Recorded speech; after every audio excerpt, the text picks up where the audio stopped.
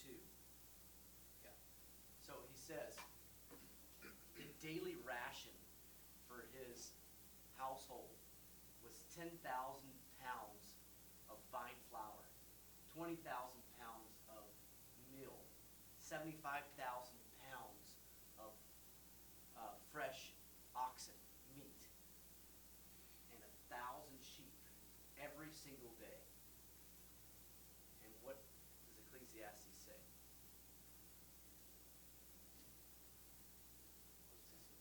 Vanity.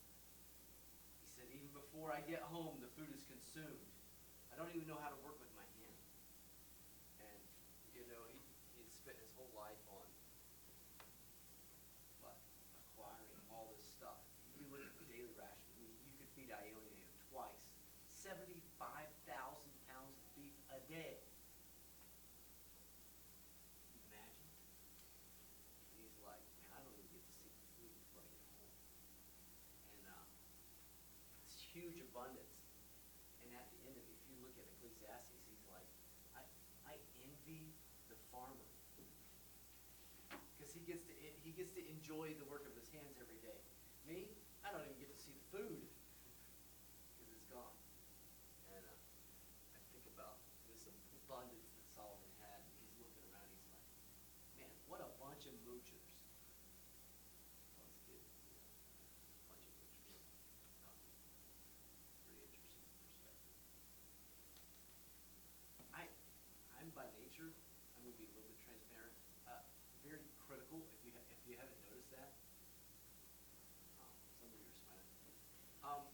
Aviation, your whole life kind of spawns that criticism, okay? My dad, as I've told you stories, is the epitome of meticulous. So we've redone cars a bunch of our whole life, and it drives me nuts to work with my dad because he'll remove the front fender, all the bolts get sandblasted, the fender gets sandblasted, primed, and it gets set on the shelf and labeled. The next fender comes off. It gets sandblasted with all the bolts, gets labeled and put on the shelf, and it's like, just do the whole stupid thing at the same time. But that's not my dad. And I think oftentimes my nature is to focus on imperfections, that I miss the blessings of, of what God has put right in front of me. And I think it's a hard lesson that I'm having to learn is like, Lord, don't allow me just to be such a Debbie Downer or to frustrate others, but to really focus on the blessings right in front of me. Okay, any questions, comments, contributions? I am really, really thankful for you guys. You push through.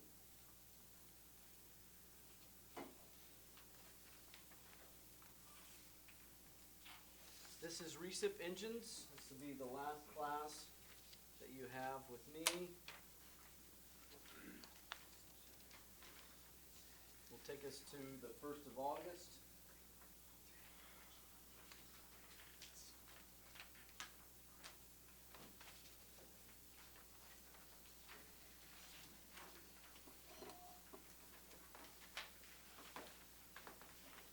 We'll get through the syllabus and then go through some of the small details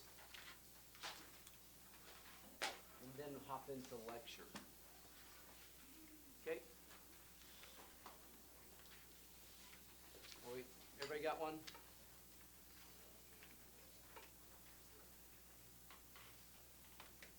Sorry, Benny.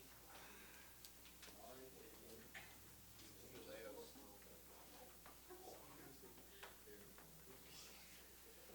Just for you. All right.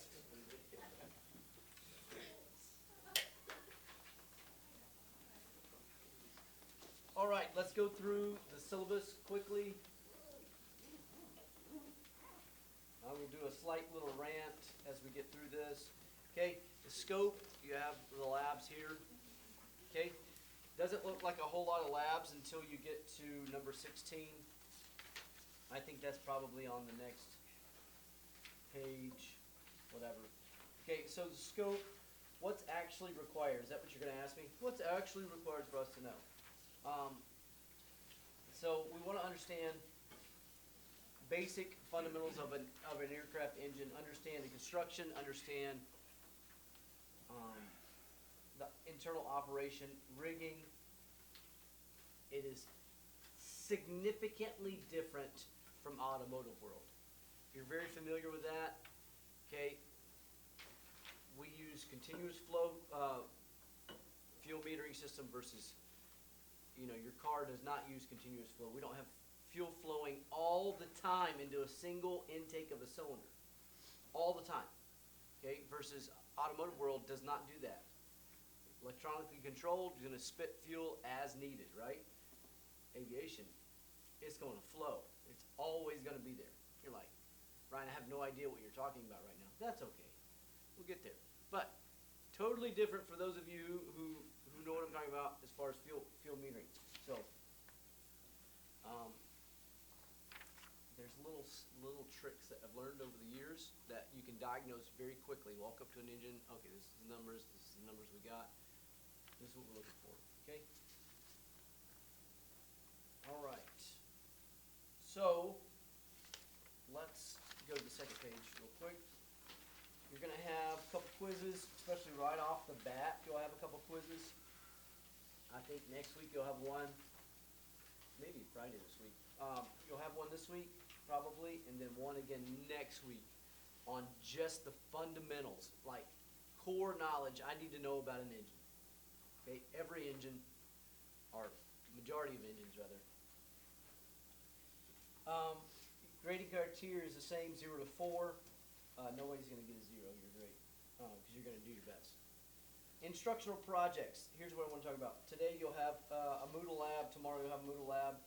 Radial engines we're going to skip for a little while, and here's why.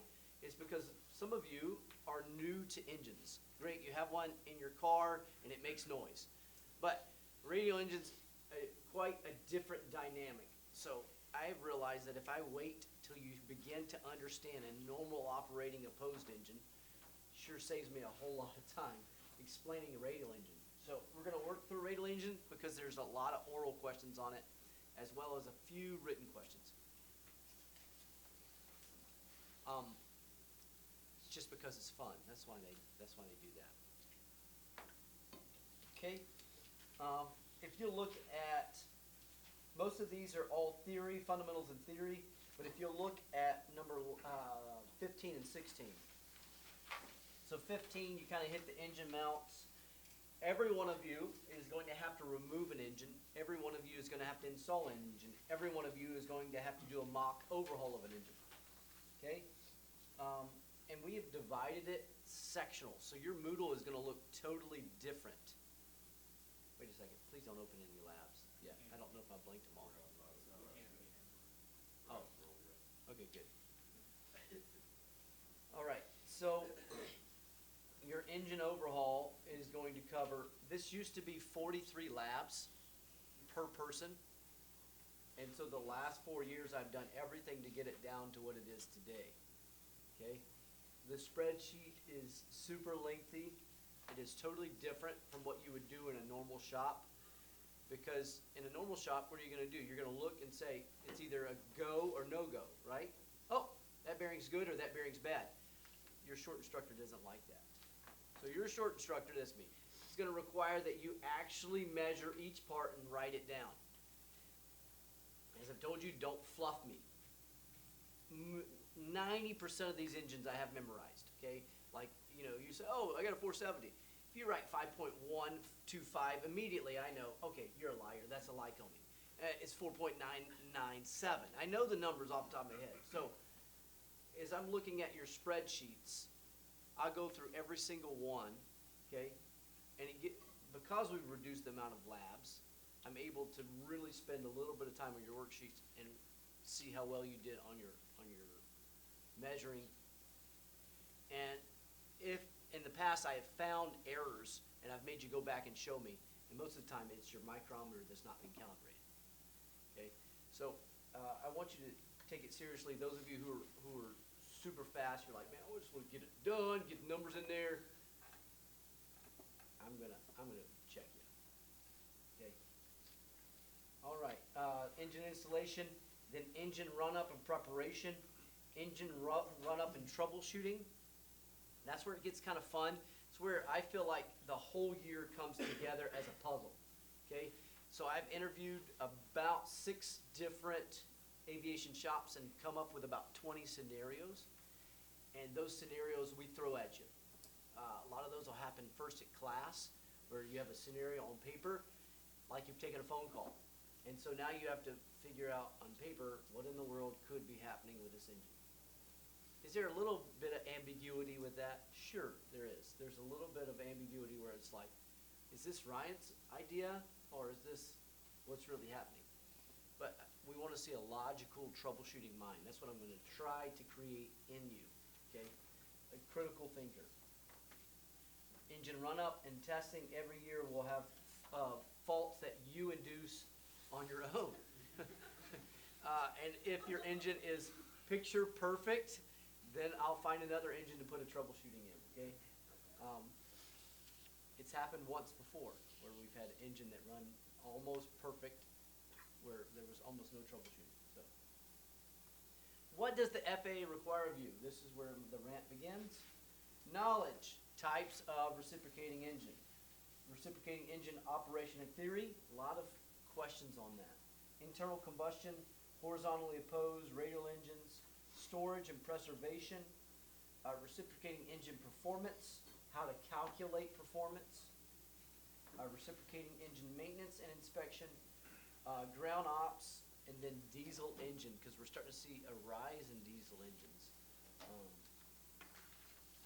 Let's go to skills. This is the area where I feel like the FAA has absolutely cut a lot out.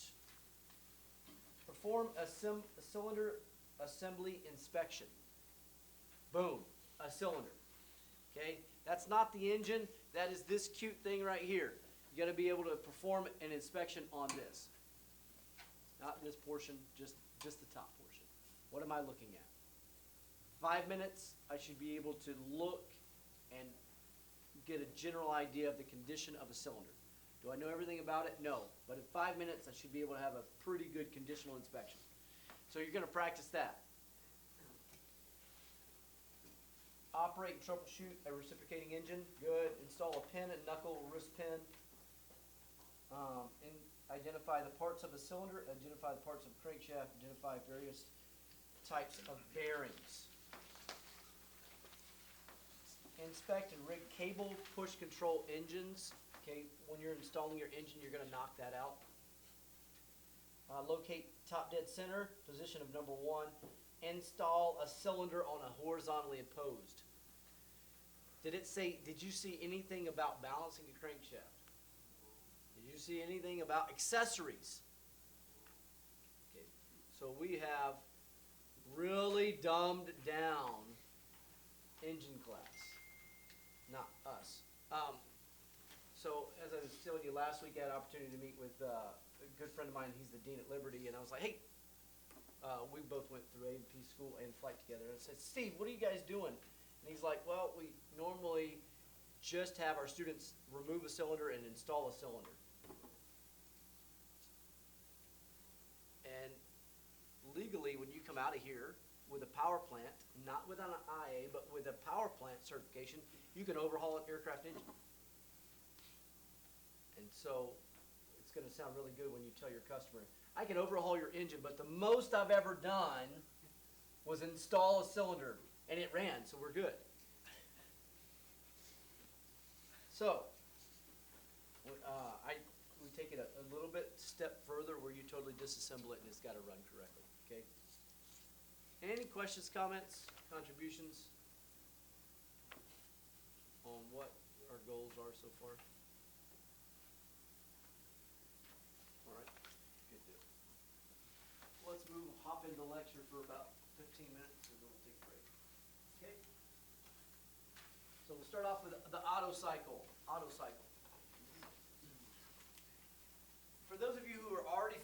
with engines, today and tomorrow, we're gonna take real small steps. As I was telling you, Anna came from a background of not knowing anything about engines, and she really helped me the last few years, just kind of start off with a generalization, big picture, okay? So, I mean, first engine I ever started overhauling, I was 6 years old, so I've been around engines a minute. Okay, so class schedule, expectations. The next 3 weeks, we're gonna focus on just the parts of the engine before we hop into full engine overhaul. Basics of reciprocating engines. It's an engine, not a motor. Sequences of combustion engines. This is a lot of practical questions on this one, okay? A lot of practical questions on the sequence. Once again, the FAA loves a sequence of events. It doesn't say what are the strokes. Every once in a while, it'll ask you about the stroke of an engine. But majority of the questions are in relation to sequence of events. They're different, okay? 4-stroke versus 2-stroke. Today, that's our the direction we're headed. Okay? Students should understand requirements. Hopefully you understand that there's requirements for you. Understand the basics 3 formula that work together to form a combustion engine. Anybody know what the basic 3? Da-da-da-da! What are 3 things for an internal combustion engine?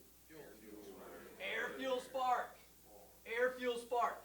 You walk up to your motorcycle and it doesn't stink and go kaboom. What are we missing? Air, fuel, or spark. Air, fuel, or spark. Okay? That's it. Okay? Rockets are different, but in internal combustion, we have air, fuel, or spark. Okay? Don't ask the difference right now. You're going to confuse everybody. So, internal combustion engine, we're looking for air, fuel, spark. Okay, good. Understand the primary differences between a 2-stroke and a 4-stroke engine is going to happen today. Okay? Are you going to know every part of the engine today? No. Understand the basic difference between the two. Okay? All right. So we are using chapter 1. Actually, that is not the pages we're in. Sorry, my bad. Pages 1.1 to 1-8 in your new book. And then I use the book Sky Ranch Engineering Manual. I like this book. I don't even know if you can even buy it. You could probably buy it. You can buy anything anymore. But I use the original one from 1991, Sky Ranch Engineering Manual. He's long since been out of business, but neat guy. Okay, history of the reciprocating engine. So Thomas Newcomb, creation of the steam engine. It was really where we got this idea that we're going to use combustion, or steam in this case, to create a machine or do work for us. Okay? I have a small little cute little video of how this actually began. This wasn't the original idea wasn't where we became revolutionized work, okay? But it was the beginning. It's way better than Caproni, okay? Josh, way better. All right, this is free right here. Just enjoy. Anybody know why I don't have sound?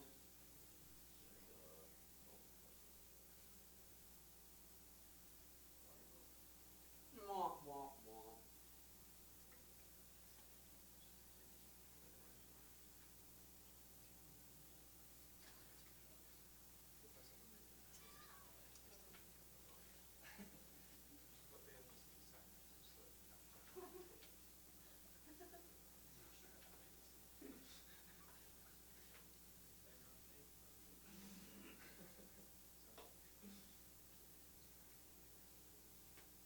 Are you kidding me? Are you kidding me?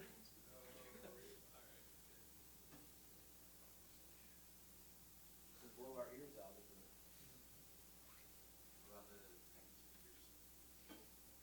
For some reason, they're gone today.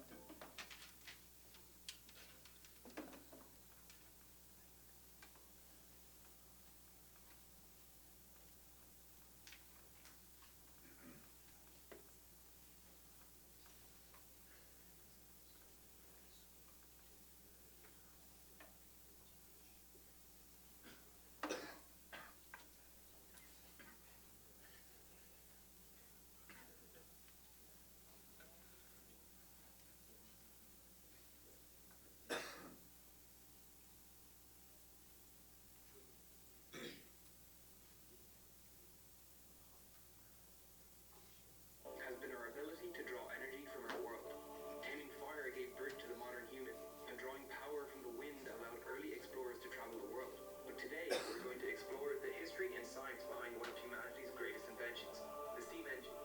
The evolution of the steam engine completely revolutionized our society. It opened new avenues for trade and caused mass migrations of rural populations into the newly industrialized cities. What I found most fascinating was the lessons its evolution taught us about science and engineering. This is one of the first practical steam engines, and it was used to pump water. The engine was incredibly inefficient. This machine was not going to start any industrial revolution, but it found a niche in coal mining, where its fuel was cheap and readily available. To investigate why this engine was so inefficient, let's first talk about how it works. The engine takes energy stored in coal and converts it to heat. That heat is used to form steam, which expands into a piston cylinder, causing the pressure to increase and forcing the piston to rise against atmospheric pressure. No mechanical work occurs on the stroke, because this chain can only transmit force in tension. The power stroke occurs when cold water is sprayed into the cylinder. This lowers the temperature, causing the pressure to drop. Atmospheric pressure now pushes the piston back down. We want to be able to quantify how much work is being done per cycle of this engine. To do that, we plot the pressure and volume inside the piston cylinder for one cycle, like this. The area inside is the work done, but this is the idealized PV diagram. In practice, there is a lot more energy being wasted. We lose a big chunk here because the steam is prevented from expanding to its full volume. A lot of energy is lost to the environment too. This is clearly visible with thermal imaging. The effect is made worse by cooling the entire cylinder with cold water. So an immediate improvement is to make a separate condenser. Here the steam can be cooled without cooling the entire cylinder. There are a lot more inefficiencies involved that reduce the total work done. Many of them are unavoidable, but we can improve the situation by upgrading the piston cylinder. The manufacturing techniques needed to bore accurate and strong piston cylinders were not available in the early days of the steam engine. That changed when John Wilkinson invented this machine. This boring machine allowed for precise machining of solid iron cylinders, which reduced steam leakage and made the piston cylinder stronger, thus allowing the max pressure to rise. We are starting to see a steam engine capable of sparking an industrial revolution. But this reciprocating motion isn't much used for most applications, especially with this flexible chain connecting them. What we need is rotational motion, which requires a different setup. To convert this linear motion to rotational motion, we need a crankshaft and connecting rod. We have turned this piston cylinder on its side, so atmospheric pressure can no longer force the piston back down. So we need to use steam on the return stroke. This requires a control valve to control when the steam enters and leaves each side of the cylinder. The valve is controlled by a cam. The steam engine is now working on both strokes of the engine, improving its efficiency and power. But piston engines like this do not produce constant torque. They'll pulsate in speed and torque during a single cycle, like this. This can cause vibrations and jerky movement. We can reduce this with the use of a flywheel, which stores rotational energy with inertia and evens the torque out. It's essentially a mechanical battery. David Robert demonstrates this beautifully with the V8 solenoid engine of his own creation. Okay. Here you can see the Here's your engine will flywheel. continue to rotate without additional power, but the So he's engine gonna will remove dead it for the stop second run. without a flywheel attached.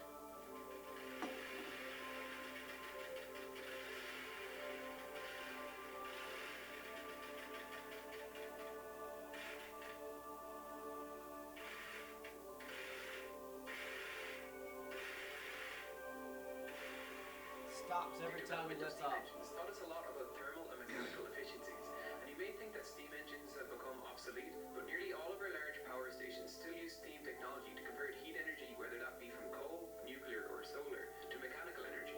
The technology has simply evolved into an even more efficient form, with steam turbines. Thanks for watching. I have one last device I want to include in the development of steam engines, which is one of the most iconic inventions of the Industrial Revolution, the centrifugal governor. I'm already hearing the angry screams in the comment section about me using the word centrifugal, so I'm going to talk about this device in a completely separate video to discuss the differences between centripetal and centrifugal force. If you'd like to see that, don't forget to subscribe. If you'd like to see more content or support Real Engineering, the links for my Patreon, Instagram, Facebook, and Twitter accounts are below. Okay, so Newcomen came up with this idea of producing work, okay? Be able to use mechanical energy, in this case heat, and convert it to mechanical work, okay? That's why, as we talk about going green, we're still producing electricity, right? And how is electricity then produced? Either nuclear, we're using coal. We're still having to use heat energy to get those generators turning, unless you know, Niagara Falls, you're using water energy through that to generate power. Okay, so when we talk about Otto cycle was Nicholas Augustus Otto was a German engineer, successfully developed a compressed charge internal combustion engine, which ran on petroleum gas, led to the modern internal combustion engine that we have a significant, elaborated, you know, especially in our cars, is very advanced from what he had. Now, aviation's not so advanced, but it's very simple, okay? So he married Anna, and the couple had 7 recorded children, grew up to become an aircraft builder. Otto engine was designed, stationary engine, action of engine.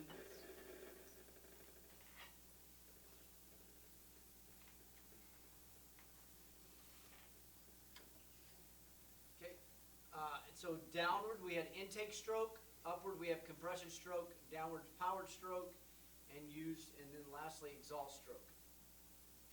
Okay, when we're talking about combustion or 4-stroke engine.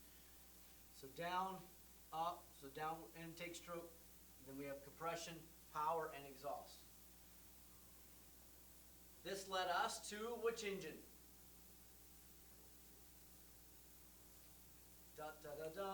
Henry Ford's engine. Okay, this is the honking engine that spawned what we know today as the Ford model engines. Okay. 1886 was when he built the Clemenson. So I suppose it would have been Ford.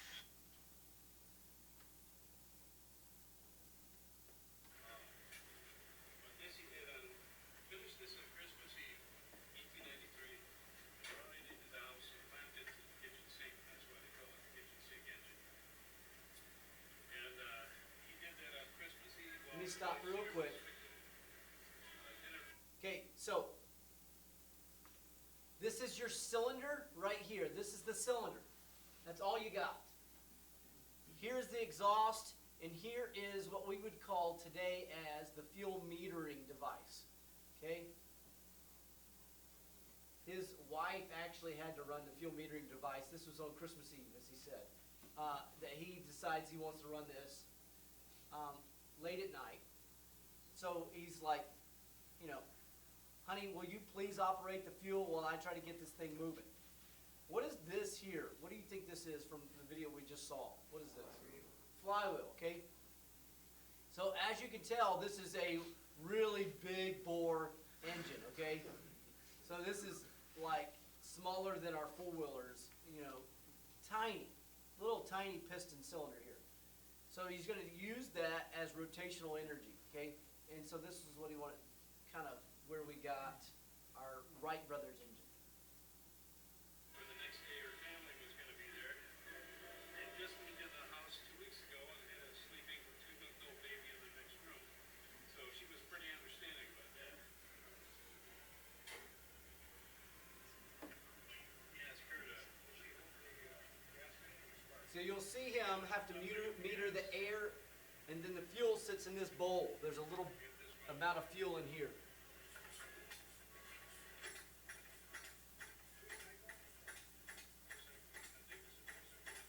It is truly a four-cycle. And then here's your spark plug. Okay, what do you think this is? Those of you motor heads, engine heads. Anybody had a two-stroke before? This is actually operating your camshaft, operating as almost a reed valve to open the exhaust, to let the gases out. So we're sucking in. We have air and fuel and spark. Okay? So it's got to take in air and fuel. We have the spark, combustion, and here we are transferring it. transferring it to the engine. Or to the flywheel, rather.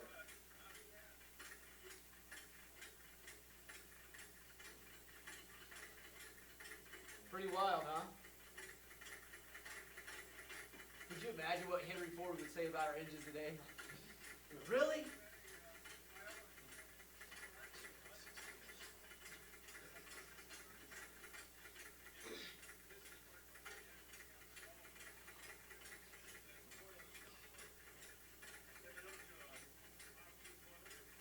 Any questions on it?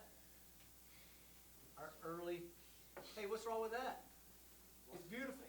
No, I was just saying how bad it is, like aggressive it is on all moving parts, how Oh yeah. everything's so aggressive. Well, Henry Ford, he was not going. Ford's never gone for durability, right?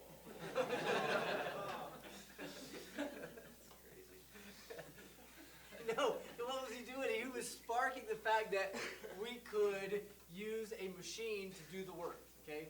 And so, boom, there it is, okay? I'm just kidding, no. There's 7/3 is great.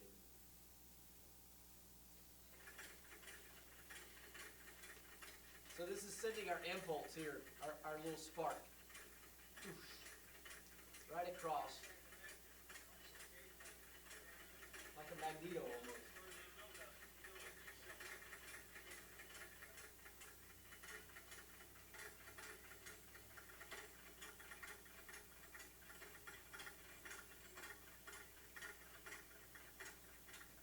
Sounds so good though.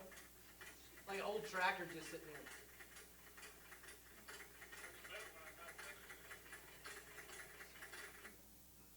Alrighty.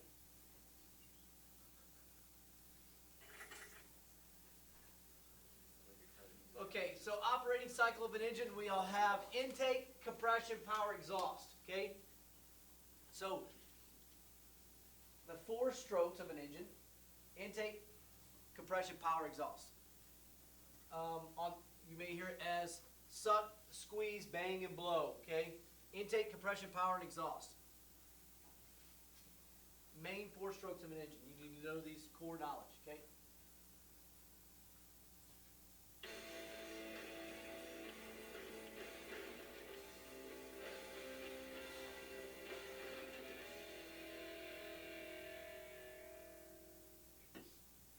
A basic lesson in the fundamentals of a 4-stroke EFI gas engine may be helpful to your understanding of Mercury products.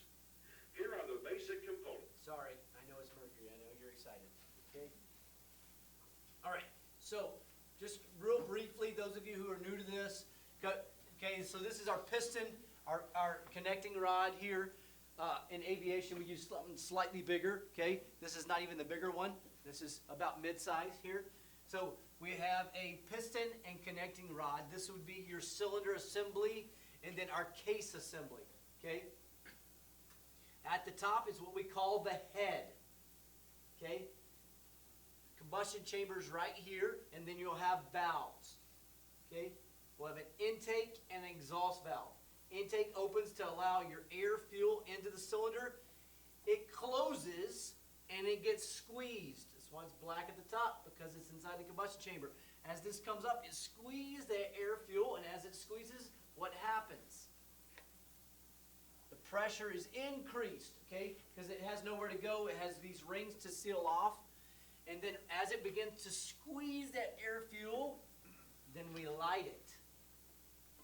Okay, ignition happens. Then that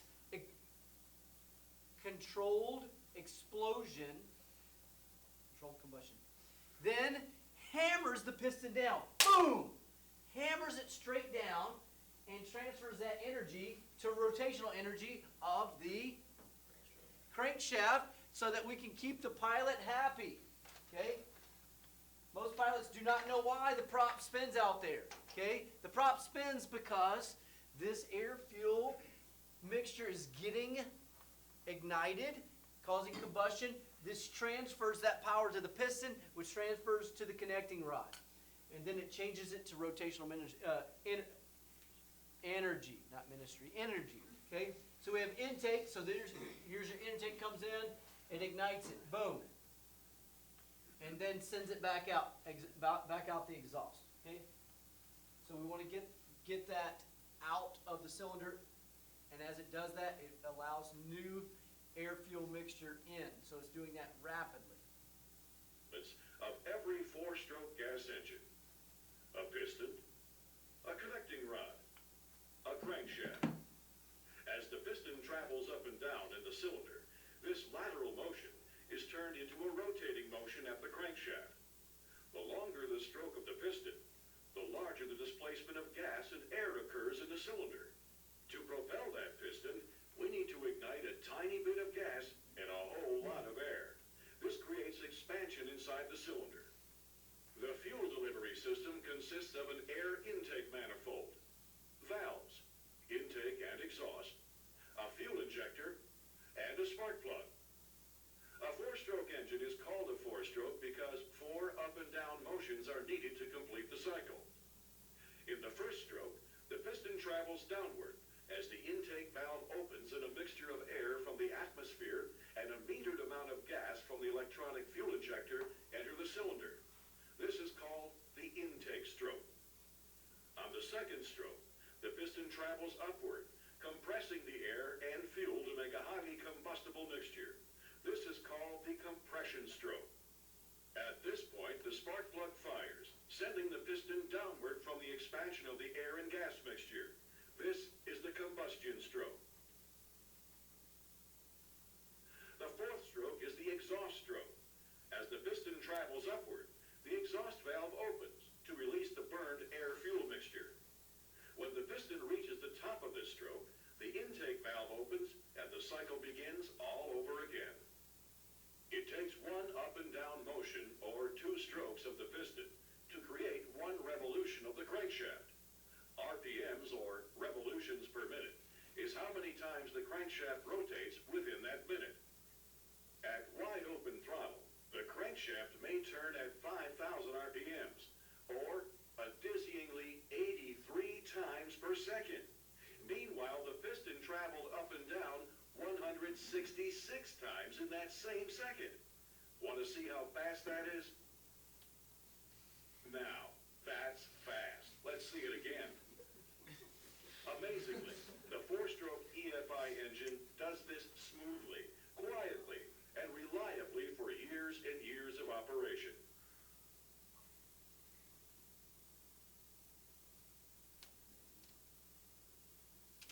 All right, any questions so far on basic operation, intake, compression, power, exhaust? Any questions so far at all? Any questions? Hey, please don't feel shy, like, oh, I don't really want to ask that. Okay, please feel free to ask, okay? Any questions at all so far on operation of the engine? All right, why don't you guys take a break, come back? Yeah, hold on, I bet. Sorry guys. No, you're fine. In the stage, Yep. there is no like 4 strokes. spark in there. That's right, strokes, there's no spark. That's where we get from stroke to sequence. Okay, there's 5 sequences, but there's only 4 strokes. 4 strokes relate to the piston and the connecting rod. So it goes down, up, 4 strokes. Down, up, down, up. But spark is not a movement, it's not a stroke, it's a sequence or an event. So the question that FAA likes to ask is, what are the 5 sequences? So you have intake, compression, ignition, power, and exhaust. Did you get that? Intake, compression, ignition, power, and exhaust are 5 sequences. But there's only 4 strokes because the strokes relate to a piston and connecting rod. Down, up, so 4 strokes. Good question. All right, come back at 8 o'clock. We'll get into this a little bit more. Okay, so 2 quick things real quick. On the bottom of your, sorry, let me go back to my PowerPoint real quick. On the bottom of the board, each day will be pages that you need to read. So if you'll kindly just pay attention to that. Right now, for those of you who may be new to engines specifically, pages 1.1 to 1-8, okay? please pay attention to the page numbers that you should be reading on the bottom of the board. 1-1 to 1-8, okay? To Trevor's dismay, he's not in here, so we're gonna do the thing at sessions tomorrow night about 5-ish, okay? Just to add, it's supposed to be a beautiful night anyway, so super fun. Meet by the, I think it's the third entrance on the right there by the beach area. Not obligation, but if you, anyway, if you bring, bigger food to share with others, yes, I will bring food. But as you know, my family's huge. So, all right. Let's talk about positions. So, three main things, those of you who are new to aviation, three main things that I have now separated any engine, okay? Those of you new, listen. Three things, okay? You're gonna have a case, in automotive world, what do we call it? Block, okay?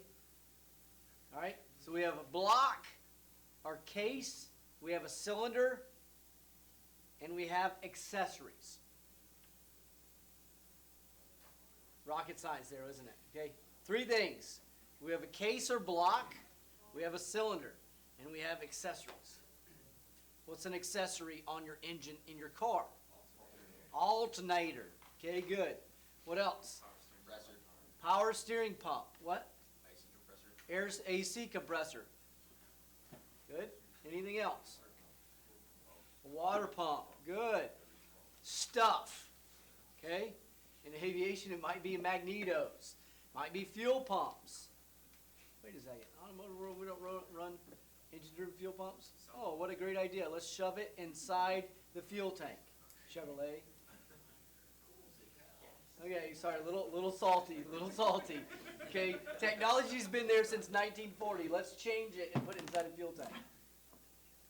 So, a little salty about all that. Okay. All right, so three main things, three categories, okay? And that's how I'm going to teach it. I'm going to teach it, not today. Today we're teaching it as the cycles or sequences, okay? But three main separations of the engine. You have the case or block. You have the cylinder, and you have the accessories, okay? Three things. If you walk up to an engine, don't be intimidated. If it's a little lawnmower engine, it's going to have those three things. You say, what accessories does a lawnmower engine have? Elijah.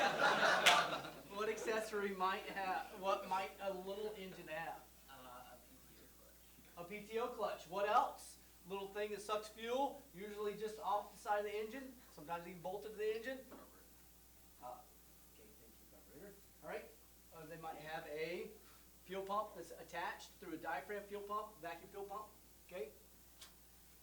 All right. Does Mercury use the same thing? They do, yeah, they do like either Vacuum style fuel pump. vacuum or, yeah. Okay, so you're going to have some type of accessory, even though it may be janky or little. Still going to have an accessory. You're going to have a cylinder, and you're going to have a case or block. Okay. All right. So piston position. Piston position. We have abbreviations for abbreviations for abbreviations in aviation. Have you figured out? And what's funny is, like, I had an ATC guy in my class 2 years ago, and he would pause and he'd be like, "We have," like it was F's. He was like abbreviation for abbreviation. He's like, I never even thought about it because we just use it. And I'll get caught up in the same thing. It's like, what does that stinking abbreviation mean? I don't remember anymore. So, I'm going to try to help you with abbreviations, but over the next 2 weeks, you're going to have about 3,000 abbreviations thrown at you, okay? And you don't need them all memorized, but the first lesson you should have memorized. So the first one is BDC and TDC. Bottom dead center and top dead center. Why does it have to be dead? I don't know, but it just sounds cooler. So bottom dead center is the piston is the closest to the crankshaft. It's all the way down. Okay? And then we have top dead center when the piston's all the way up. Or what position does the combustion normally occur? Just before top dead center, like you have heard that before. That's beautiful. Okay, so bottom dead center, it's all the way down. Top dead center is all the way up. Okay? Good written question. Most wear happens at what point of the cylinder? In what position? Top of the cylinder. Most wear occurs in this area. Got it? It's a written question. It's a free one. I just gave it to you. Most wear happens at the top of the cylinder. Okay, good. Engine components. Engine components. So we have the case or block. We have the crankshaft. Crankshaft. Yes? Which components? Said most where it happens at top of the cylinder? Top of the cylinder. Yeah. Where the cylinder wall? Cylinder wall. Yep, correct. Yep. Cylinder wall wears mostly at the top, as well as compression ring, but most of the wear occurs at the top of the cylinder. Okay. All right. So this spinny thing, your tires or wheels do not spin on their own. They need a little bit of kick in the pants. Okay, and that is from the piston. So as the piston goes up, we have combustion, and it transfers that energy to the top of the piston, then to the connecting rod, to the crankshaft. Crankshaft begins to spin. Spins a little thing out here. It's called the air conditioner for the pilot as it goes around and around. Okay. This is our cylinder, and when we talk about stroke, it's the distance that the piston travels within the cylinder. Stroke, from here to here. Okay? From bottom dead center to top dead center. That is called the stroke. There's another word called the bore. Yes, all of these were probably invented in the South. That's why they're Southern phrases.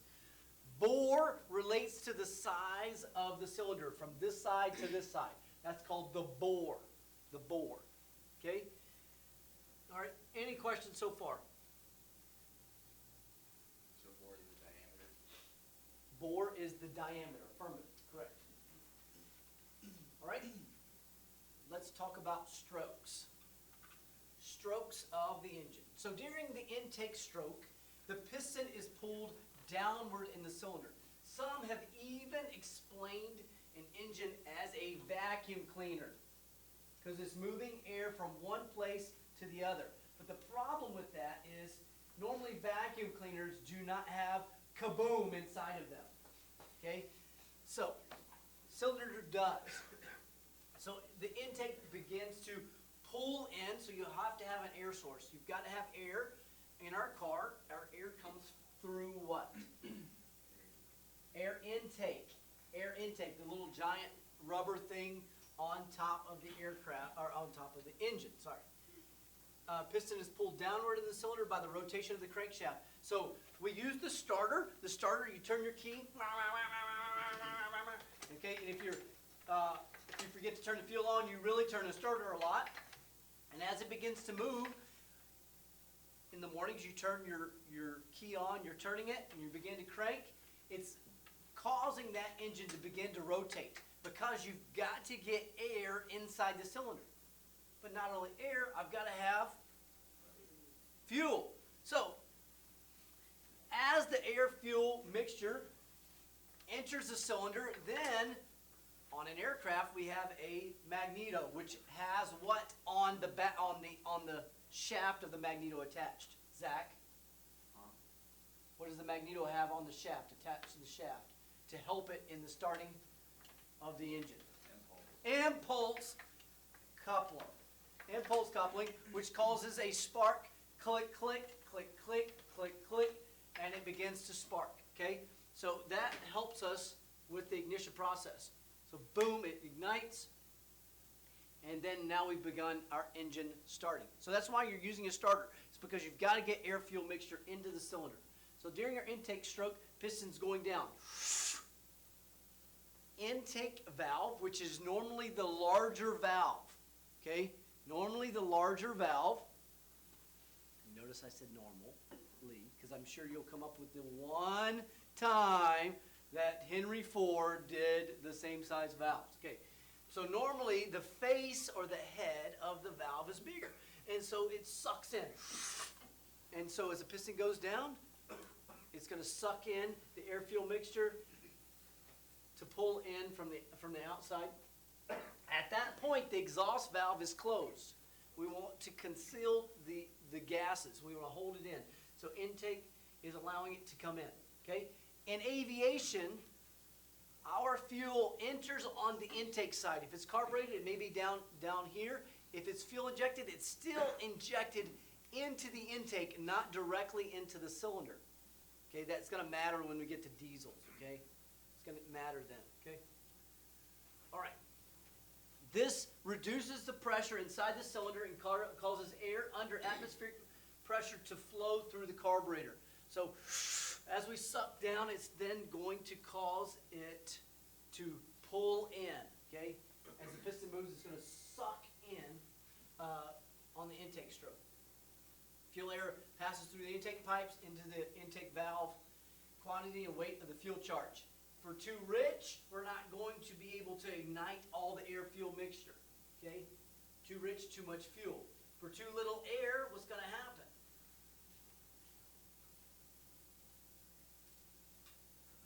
We have too little air. Too little air. Too little air.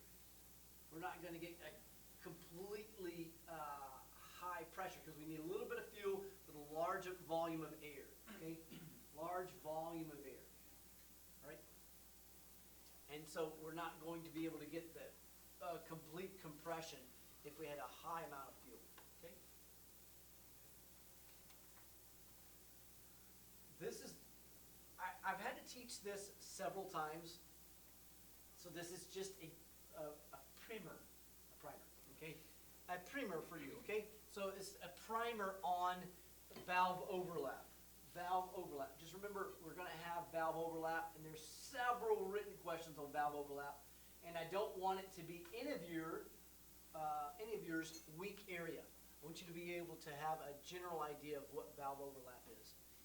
In high-power aircraft engines, both intake and exhaust valve are open at the same time.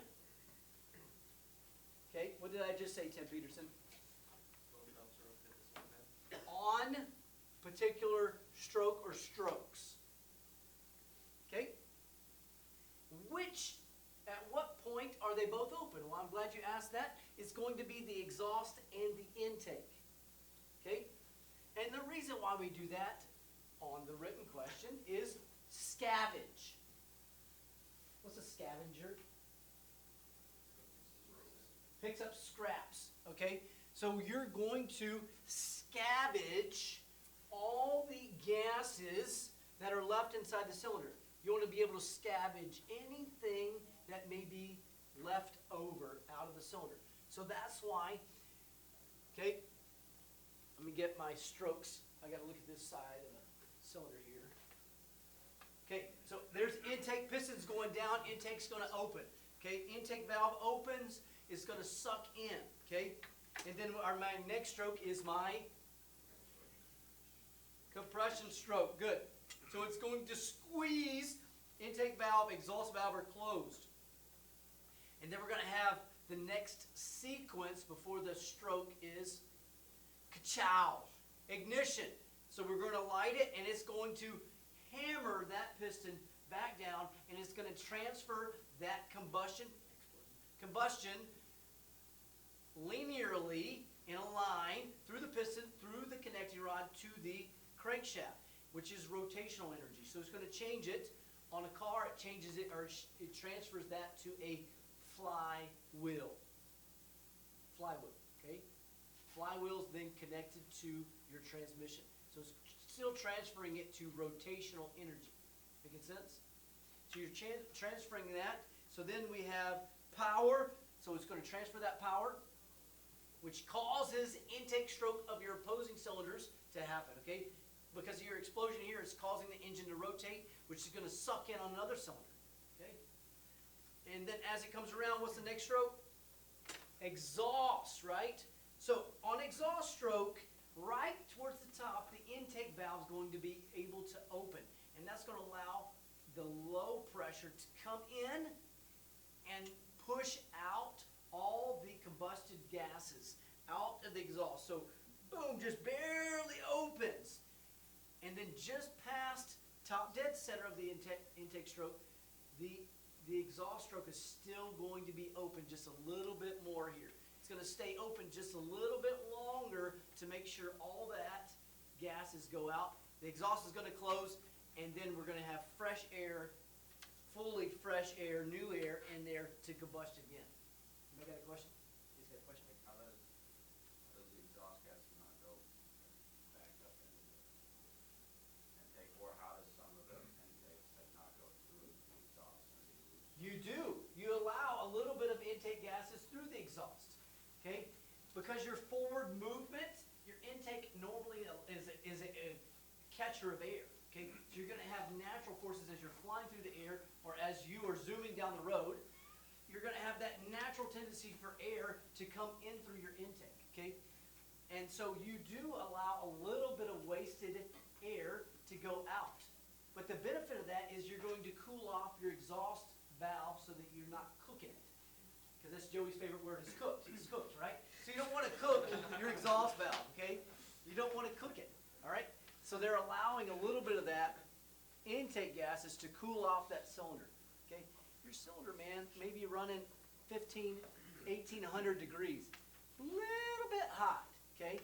And so they want to be able to use some of that intake air around that valve. So it's just slightly unseated out of its seat so that you can cool off that exhaust valve. Okay? Good question. Anybody else got a question? Yeah, Tim. So if the aircraft is carbureted, the fuel is mixed in with the air, so some of the fuel escaping as well? You got it. Hey, same thing with our aircraft fuel injected because it's a continuous flow. So you're still going to have air fuel come around it. So you may get a little into the exhaust, but it's okay. Not enough to matter. Okay, so let's look at this real quickly. Okay, so we began here.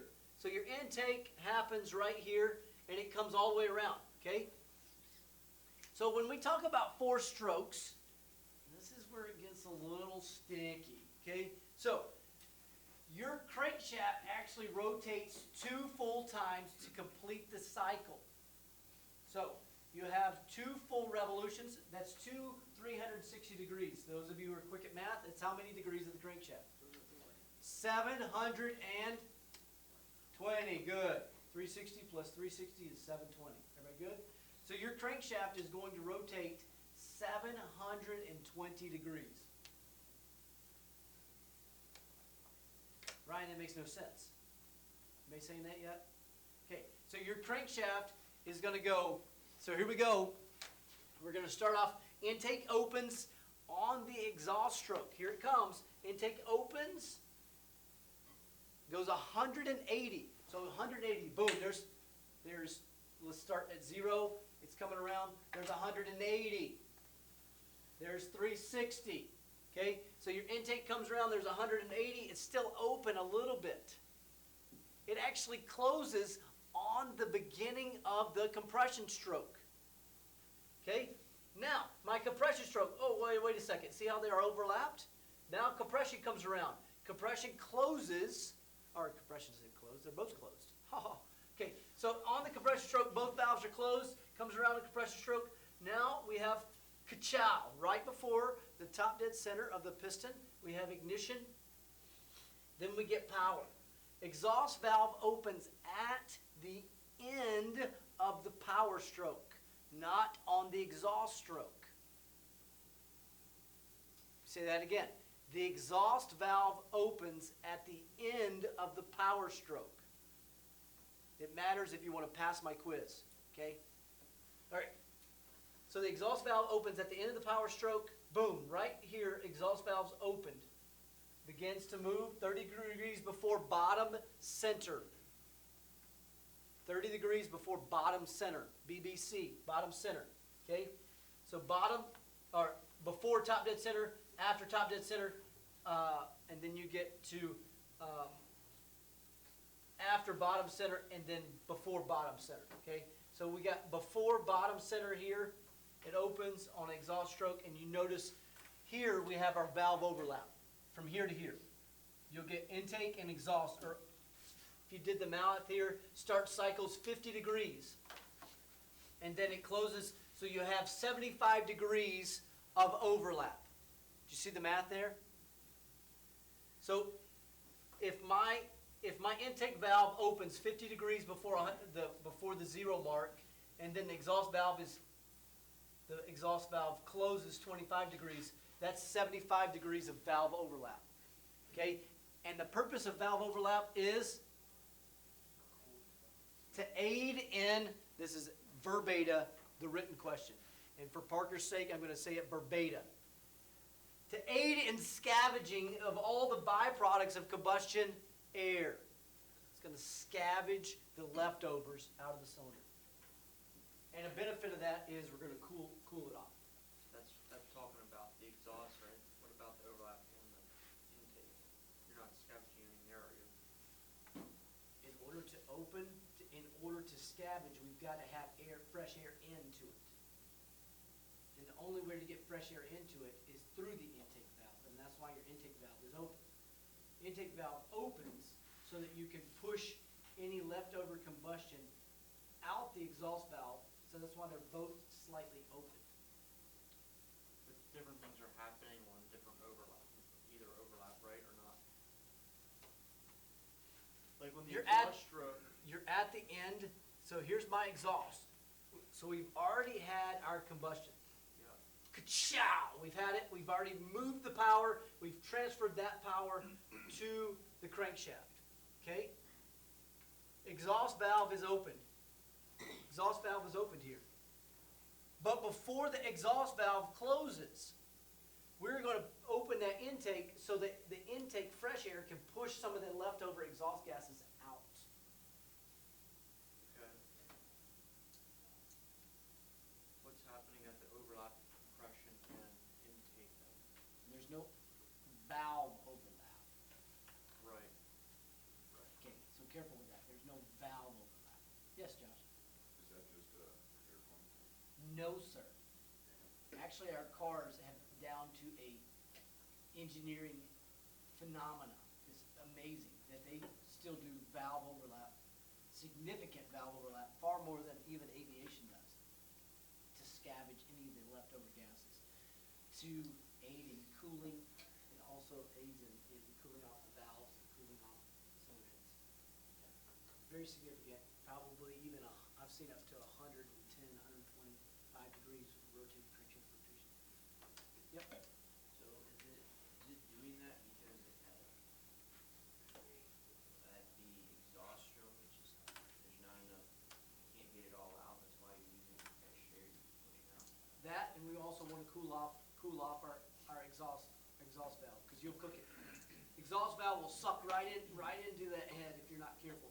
You want to cool it off, because it is insanely hot.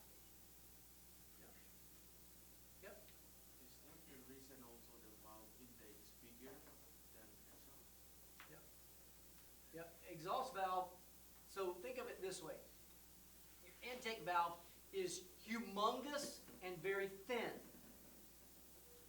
Exhaust valve is very small but thick.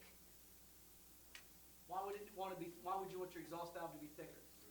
Temperature. Because it's such a higher temperature. Okay? And so making it smaller, you have less potential for it to warp. Okay?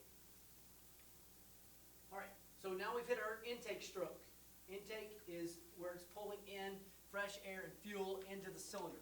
Boom. Compression stroke. After the intake valve closes at the bottom, okay? So compression stroke, your intake valve is just closed. Piston begins to travel which direction? Dan?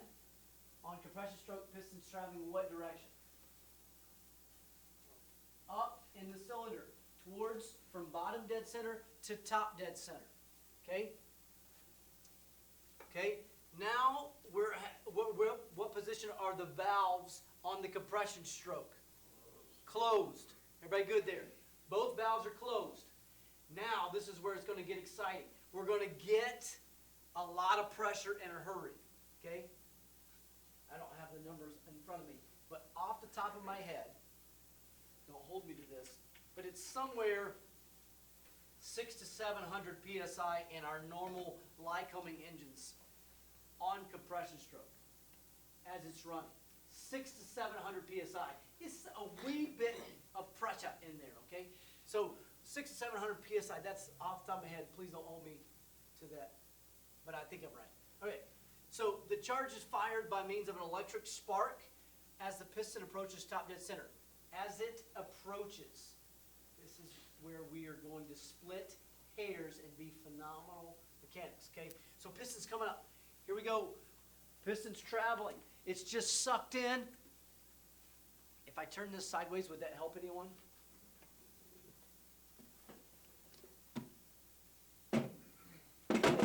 So here's my cylinder. Inside is where my piston goes, okay? This is the top. This is the bottom. My crankshaft is inside my case or my block, and the piston's going up and down, up and down. Here's my valves. I can't tell which one's intake and exhaust right off the bat. Sure I could. I could look at the bottom and say, oh, okay, yeah. So intake is on this side, exhaust is on this side. Okay, great. Normally you'll have pipes connected to it, makes it easy, but by looking at it right off the bat, it's kind of hard to tell which one's intake and exhaust unless you've seen it a lot, okay? But you can look at the holes here. Normally, the ones that are really rough is the exhaust, okay? Because it's been, Joey's word? Cooked. Okay, good. Okay, and then intake is normally very, very smooth because we want smooth airflow into the cylinder, okay? So we want it extremely smooth. So piston's going up and down, up and down, up and down, okay?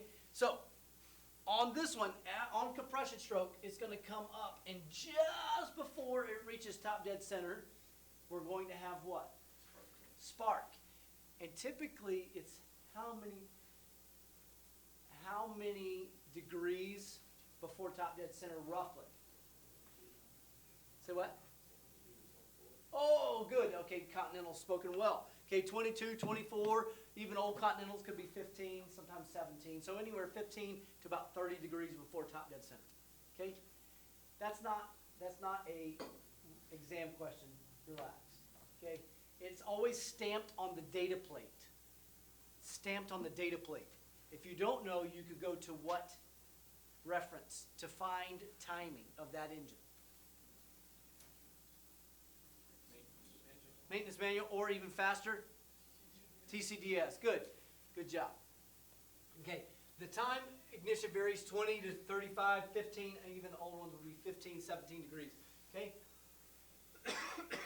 But it's always specific to that engine. We have engines here that you're going to have the opportunity where both magnetos are set to different timing. Whoa, that's not fair. One's at 17 and one's at 19. Okay? Because one is going to be for ignition and one's going to be slightly further back or after, later. And one's going to be slightly before, earlier, so that it will be the one for ignition or starting. Okay? All engines incorporate devices for adjusting the ignition timing, and it's most important that ignition system be timed according to engine manufacturer's recommendation. If it's too late, if I get it to 10, will the engine run?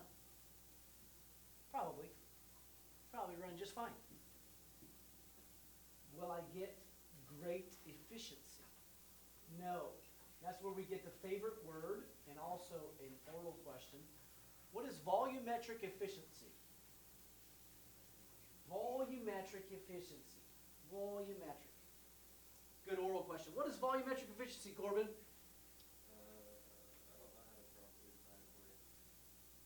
Right? Anybody take a gander at what volumetric efficiency is?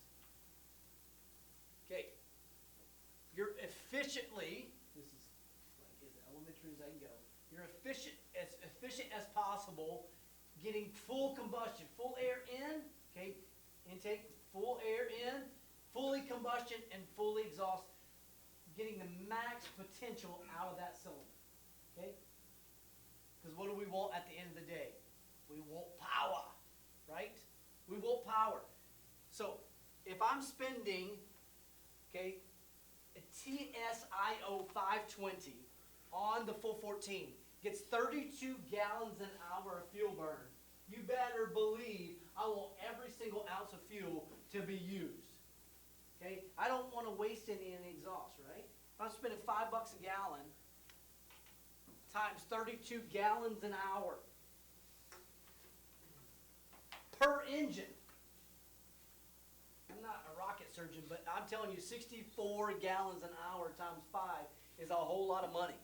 What do we want? We want the power that we're paying for, right? And so that's our goal. Is we're going to we want it to be timed so we get the best engine performance. Okay, that's where we get volumetric efficiency. Total volume coming in. All right. Any questions on compression stroke? So intake, compression. Any questions at all? And ignition happens on what stroke? On the compression. Almost at the end of the compression stroke. Yes, sir. Pictures, we have two spark plugs. Right in We do have 2 spark plugs, correct. the cylinder. Yep. In aviation, we have 2 spark plugs. I can't say every one. I know I can think of 3 off the top of my head. Not every engine has 2 spark plugs, but yes, aviation we do use 2 spark plugs. Commonly use 2 spark plugs. Good. All right. Now this is the full effect. Okay. So the compression stroke is the exciting one because that's where the combustion happens. Okay. Why do we do it? Let's ask Mr. Mercury mechanic back here. Why do we put the spark, why would we put the spark on the compression stroke at 20 degrees? Well, it's compressed on the whole stroke. Because the piston is running, the engine's running so honking fast. I mean, it is out here spinning at what normal RPM? 2,400 is common. 2,500 RPM. And I know that's nothing for those of you who are here on your way to school every morning running 7,000 RPM. So your engine's just screaming, okay? We can't run that fast in aviation. We can run a lot faster, called a gear reduced engine, where our prop is spinning a lot slower than our engine. 421s, notorious for that. Okay? But it's running so fast that they have already calculated. Are you excited? Here we go. We're calculating that 20 degrees before that piston gets all the way to the top, if we ignite it, by the time centrifugal force, because it's moving so fast, centrifugal force is going to cause it to say, by the time it gets all the way there, all of that fuel air mixture is going to be ignited, and we'll get full power out of that if we light it just a hair before, because it's going to take, you're going to have just a slight delay for it to fully ignite the air fuel mixture. Make sense? So 20 degrees, that's like, oh, right there, oh, right there, whatever. And then by the time it gets to here, it has fully ignited all that air fuel mixture in the combustion chamber. So that way we get full speed, okay? We get full effect of it, and it's going to transfer that energy to the crankshaft and help my other cylinders take in more air so we can get benefit of combustion in those, okay? All right, so what is the book definition? By the rapid expansion of burning gases. Notice they didn't use the word explosion. So that sounds a lot better. Yeah. In Yamaha school, they call it a thermal event. A thermal event. How snooty. Okay, sounds great. All right. So it's a thermal event that includes a rapid expansion of burning gases. Okay? Within a closed area. It's not outside in your backyard. It's within a closed area called a cylinder. Okay? A head force could be of 30,000 psi. Slight pressure. Slight pressure. Okay? The burning combustion can be between 3,000 and 4,000 degrees. a bit. Okay?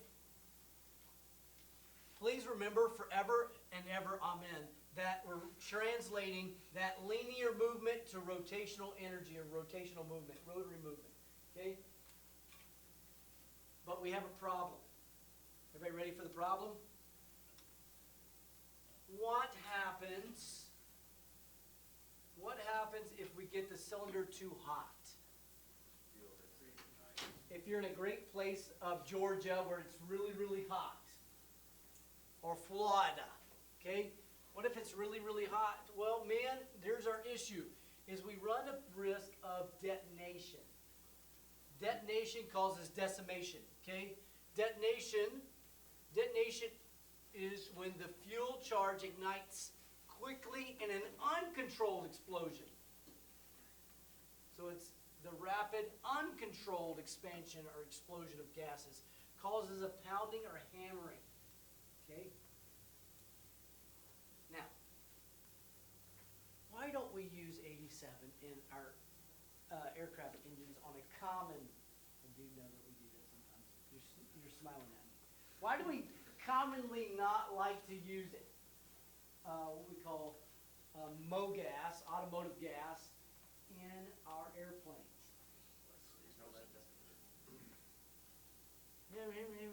Yeah, you guys took fuel systems with me. Why do we not do this? What? Ethanol. What else? No lead. No lead. That's not wrong. Why? It ignites more readily. What? Ignites more readily. It ignites more readily. What did he just say? What's he talking about? Volatility. Yes. So which one vaporizes too quickly? Because it has a lower octane rating. It's not going to resist it very long. Versus 100 low lead, you betcha, it's going to resist it longer, which reduces the risk, potential risk of detonation. So that's why we use 100 low lead. Okay? So when people give us a hard time out there in the world and say, hey, you know, you shouldn't use 100 low lead. Say, well, we enjoy keeping people alive. So we use 100 low lead to keep people alive because of the risk of moderate to severe detonation when the MOGAS ignites too early. You explain it to someone like that and they're like, oh, yeah. We keep airplanes flying, okay? All right. Yes, sir. So, could you then, maybe heat would be an issue, but could you then time it correctly to run? So you want to delay your timing even more. So, could you make it run off of it, and then would it just run too hot? You can run it off of it, yes. Here's what happens. When you do that, you have to reduce the size. I can give you a list of problems, but you're going to reduce the size of the Venturi effect, or actually the fuel inlet nozzle in the carburetor, okay? Because now we have to reduce the amount of fuel. Do we increase the amount of fuel or reduce the amount of fuel?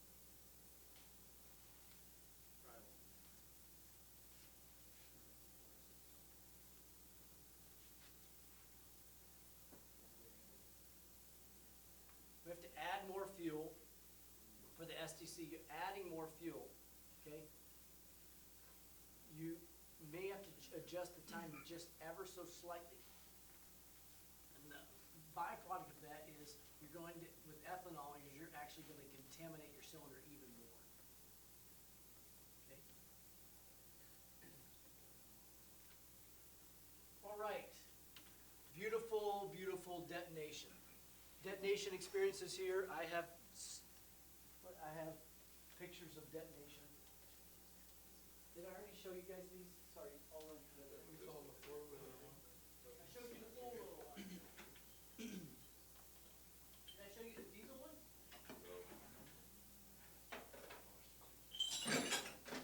I'm okay, no further. All right, this is a diesel one. It looks like it's been sabotaged. I'll pass that one around. And then this is one out of an engine here where it had a bad day too. This would be out of C85 or 0300. You know, very close. T85 was just a smidge different. Okay, a smidge. Okay. So it's when we began to sabotage our pistons. Okay, that's when she doesn't run anymore. Okay. Any questions so far? We've hit intake, we've hit compression, and we've talked about power so far. Any On questions? the cylinders, you said, sorry, it's going back a little bit, but exhaust, intake. Intake is usually larger diameter, thinner. Thinner stem, that's what we call it, yep. Intake has a bigger head, yep, a lot bigger. Oh, you can see it right here, look at the picture. Which one is this one? Which one's this one?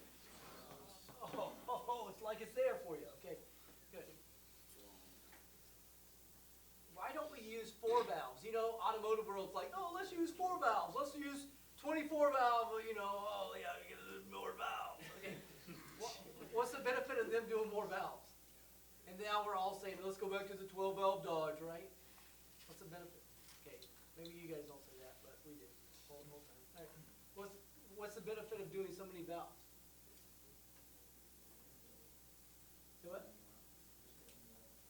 More what? No. More in, more out. More air, more in, more out, more scavenging? Oh, it's better efficiency. If we get more air in, we can get more combustion gases out. Okay. In aviation, we just put one honker in there, one honker out, right? Okay, you get a really big one in, one big one out, okay? And they're big. They're like this big, okay? Radials, you'll get like this big, okay? Don't you worry. Gases are going to come in, gases are going to go out, okay? All right. Oh yeah, this is nice. Okay, so they did a see-through cylinder. I wouldn't recommend this, but super cool, and hopefully this will help you with the process. Okay.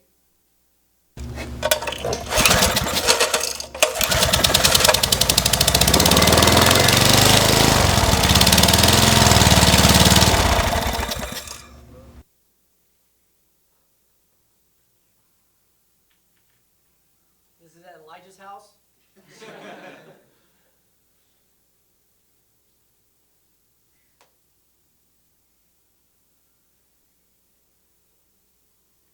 See, fuel air comes in, and then we push it, and then, whoa, we light it right at the top of it.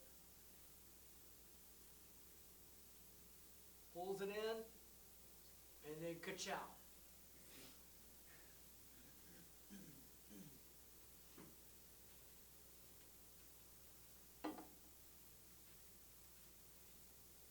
I could watch this all day. Isn't it so nice? Whoa. All right, intake, compression, ignition, power, and push it out, exhaust.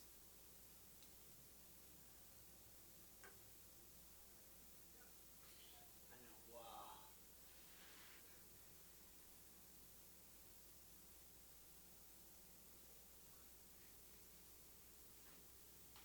All right, so what type of design is this one, Mr. Elijah? Flathead. Flathead. Okay, it's not talking about me. What's it talking about? The valves are next to the cylinder instead of over. Okay, so in aviation, we have valves right over the top of the piston. But here it's off to the side. Okay? This is also known as a needy engine. Okay? Anyway, it's still pulling in. It's highly inefficient. Okay? Because now the air has to travel to the side instead of straight out. Okay? Does that make a difference? Yeah, it actually does make a slight difference.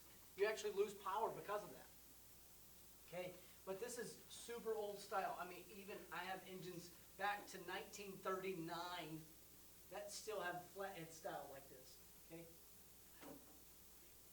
Okay? Have an old Sears little lawnmower that you can drive with one hand. Yep. It looks like there's always a little bit of fuel just sitting in there and not. Yeah, good. All right. Yep. Let's talk about that in a second. Yep. Go ahead. What was their reason for using the flathead design over anything else since it's so efficient? Is that just what they tried first, or what? It's easier to manufacture. Yeah.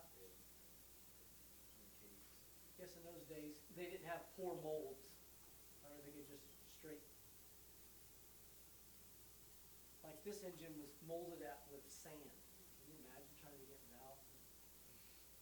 It's pretty wild. Okay, Josh asked a great question. Why do they allow a little bit of fuel still to be left over? It seems so inefficient, seems like it's not eco-friendly. Yeah. All these engines are typically what type of cooling system? Air. And if we don't have enough fuel, we have a lean mixture, we use Joey's favorite word again. It's cooked. Okay? So we want a slightly rich mixture. Always. Your lawnmower, your weed eater, your aircraft engine, you want a slightly rich mixture. You want a little added fuel so that we can actually cool the cylinder off. Okay? Everybody good there? Is that from the intake opening longer or overlapping to Good. and stuff? Hey, you're there. Yep. Yep, and that's one of the benefits. But we're always going to rig it on a slightly richer side. Because air density, depending on how air density is, we always want slightly rich. Okay. Any questions? Everybody good? This video somewhat helpful? Or it's just mesmerizing? Okay.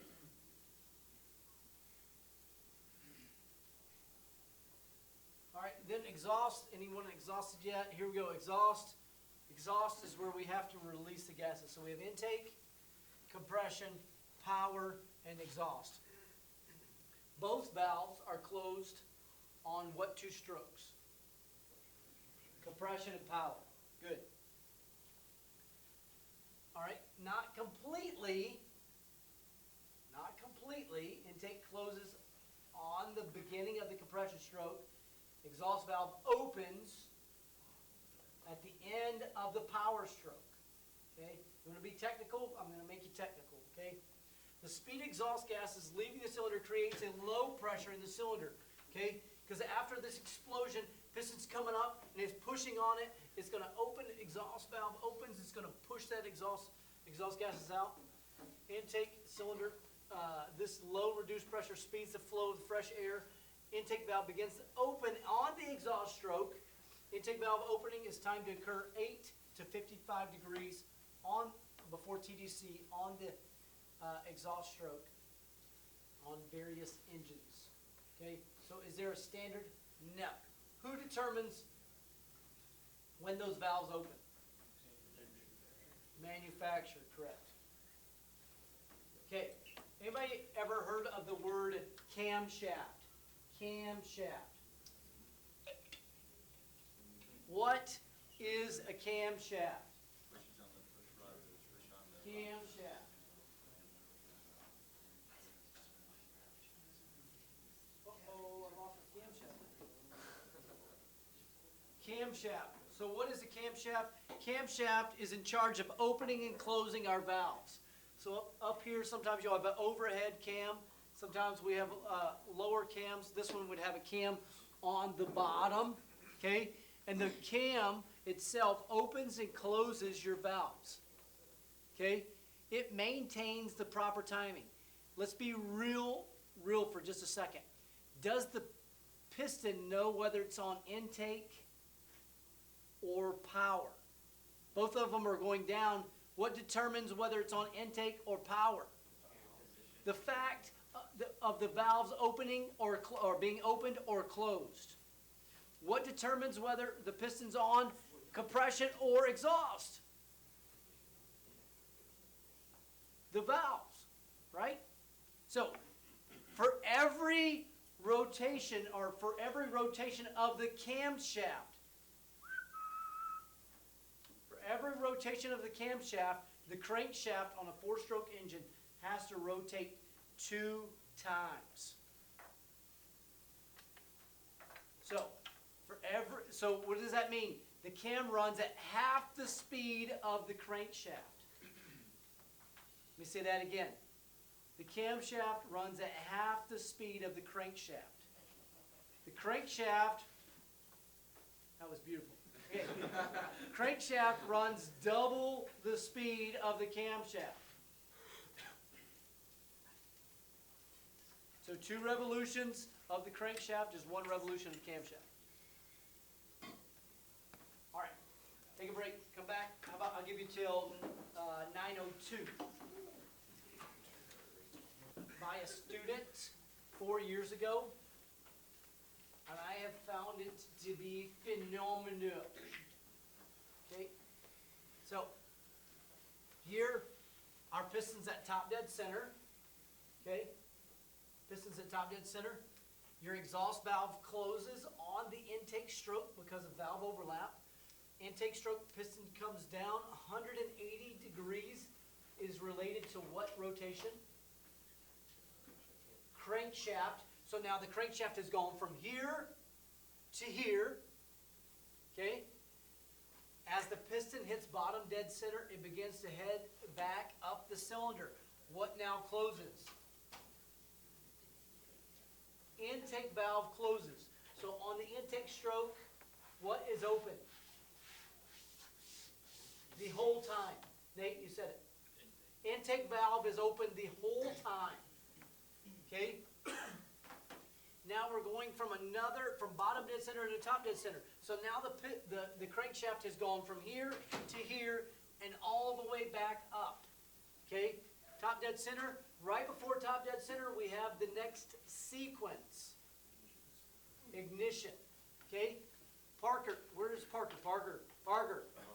Parker. Parker. Parker.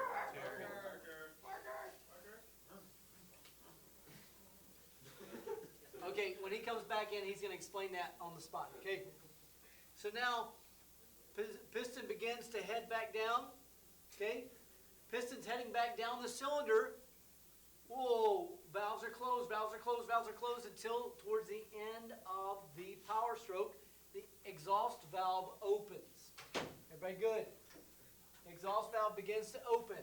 It's not much. It's just a wee bit. Okay, begins to open. Now bottom dead center, exhaust valve's fully opened, and intake valve begins to open at the end of exhaust valve. This is in Moodle. It's called the W diagram, if you need to look at it, okay? If you want to burn it on the inside of your brain, okay? Everybody good? W diagram.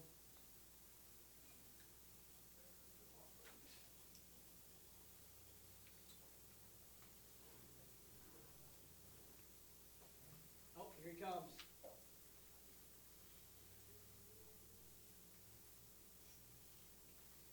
He just ran away again. He's standing there at the door and turn around.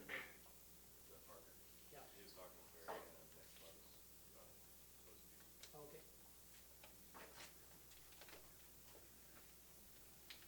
All right, we'll wait till he comes back and we'll go ahead and get started here.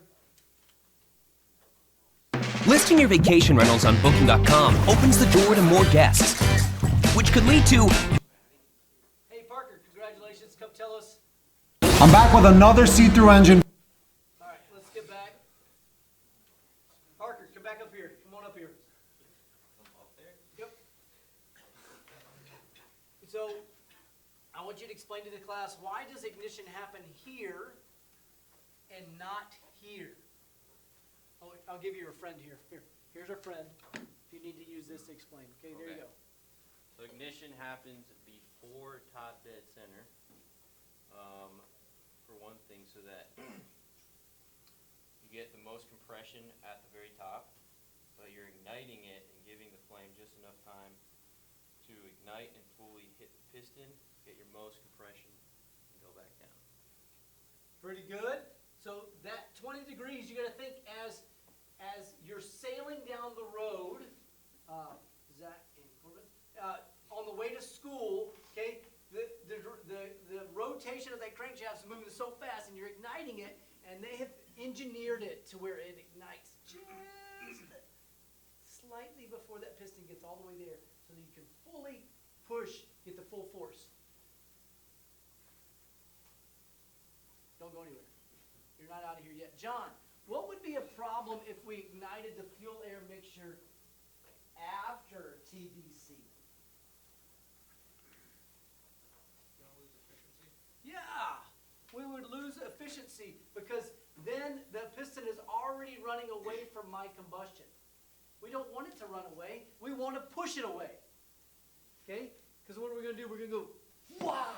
Okay? So that combustion is going to just push all the way down to help my other cylinders. Okay? Any questions you have for Parker? No. Okay. All right. Glad you made it back. Okay. Sparkle Terra Square. More choices, more value. You know what's smart? Dinner on autopilot. Eat smart with Factor.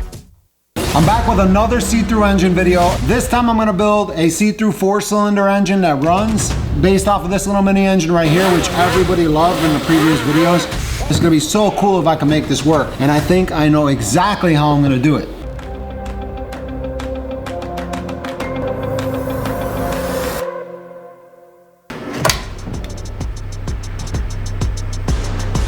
I'm all done. This is how it came out.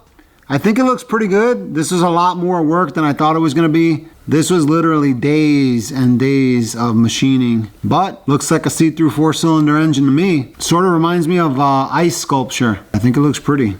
And I based this block design off of the L400, which was a beast in the previous video. It was such a beast that it broke the crankshaft. Check that out. I'm gonna use all of the parts from this engine and put them inside of the see-through engine, start it up, and I don't see any reason it shouldn't run. And I'm really curious to see how this is gonna look.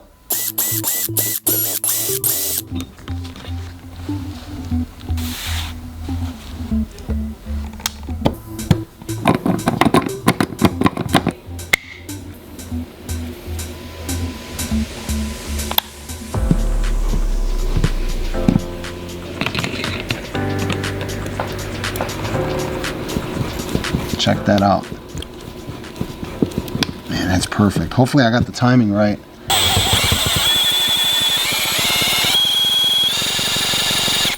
I hear compression.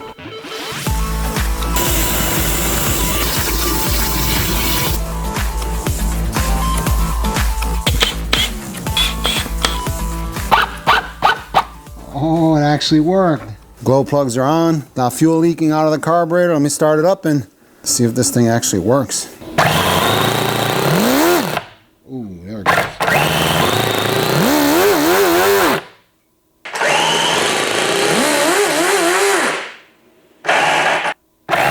Uh-oh, that didn't sound good. Here's something sizzling on this. I think that's the fuel on the starter. At least I know it worked. Oh. This thing idles at like 5,000 RPM. Uh-oh. Oh no, it locked up already. Well, let me swap that out with another block. Maybe put a set of headers on there and try it again.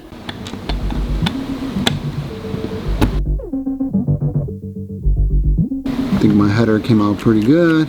And hopefully this time it runs more than a couple of seconds. And I'm gonna do one more thing I've been curious about. These engines in particular don't use oil in the crankcase since they get the oil from the fuel. But I always wondered what would happen if you fill up one of these with oil, and I don't know why they don't come with oil in the first place. I don't see it doing any harm. If anything, it might splash up in the cylinders and keep it cool and keep the thing running a little bit longer this time. I'm gonna fill it up with oil. That works. Actually, I think that looks pretty good. That looks great. Start it up and try it again. Man, all that oil is all over the table now. Here we go. Whoa, that actually wanted to start up right away.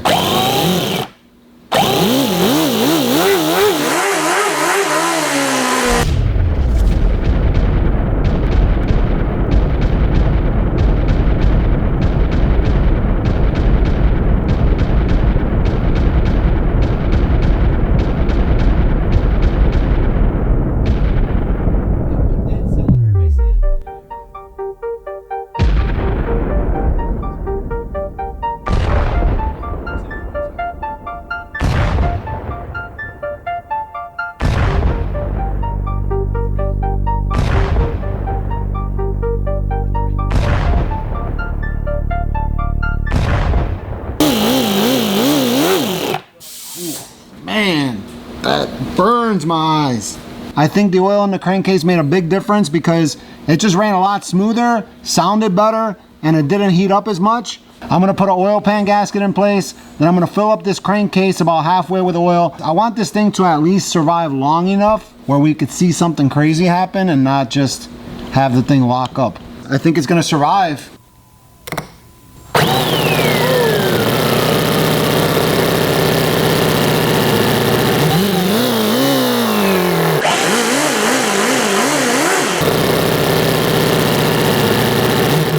That's wild. I didn't even do anything. It started right up.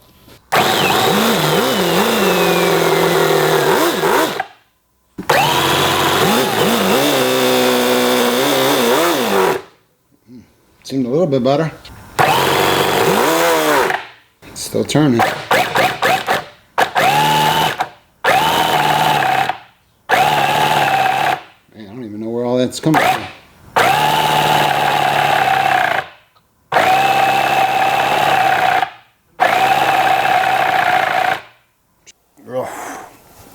Well, it looks like that block is shot. It has a ton of blow-by. If you look at the high-speed footage, you can see all of that blow-by going right past the pistons.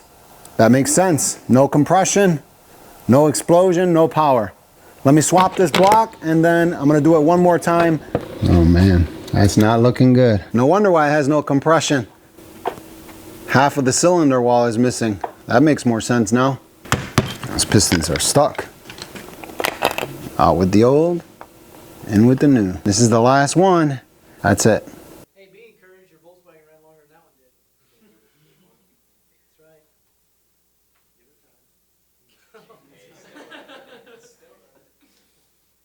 All right, any questions? I feel like that's pretty cool, see through. Kind of see, even on a small scale, what's happening. Okay. Any questions, comments there? Intake, compression, power, exhaust. Okay. All right. If we talk about right or left side of the engine, what is that referring to? What perspective? Yeah, from the pilot's perspective, okay? From the pilot's perspective. Part of this video from Something a little bit different called a two-stroke. Two-stroke. So we're talking about weed eaters, we're talking about little, mopeds, we're talking about four-wheelers or smaller engines, okay? Now, there's a benefit with two-stroke, but there's also a huge downfall with two-strokes, okay? Two-strokes spin at insane RPMs. Okay, a little weed eater could run 10 to 13,000 RPMs depending on how much you get into the throttle. Okay, your chainsaw's out there screaming. What? What's the purpose of that? Huh? Smells good. Okay. Horsepower. We're turning super quickly for horsepower. Okay, so the difference, the key difference that we have with two-stroke versus four-stroke is there's no valves. There's a reed valve, but there's no opening and closing of valves. There's not a camshaft. Yes, sir? Unless you have exhaust power valve. Unless you have an exhaust power valve. Thank you. Okay? Which sort of what Henry Ford had, right? He had an exhaust power valve that would literally close, okay, till he had the compression gases, power coming back up, and then the exhaust would open, okay? Two-stroke usually mixes air, fuel, and then has oil, a little bit of oil mixed in with it. But because it's spinning so fast, there's greater wear and tear, so it has a shorter life. Usually 1/3 of the life of a four-stroke engine. Not a written rule, but that's typically where it's at. Okay, but it's lighter. So two-stroke engines have reemerged being used in ultralights because people don't care about their lives. And many experimental aircraft, as implies, two-stroke cycle engines require only one up and one down. Whoa. Okay, so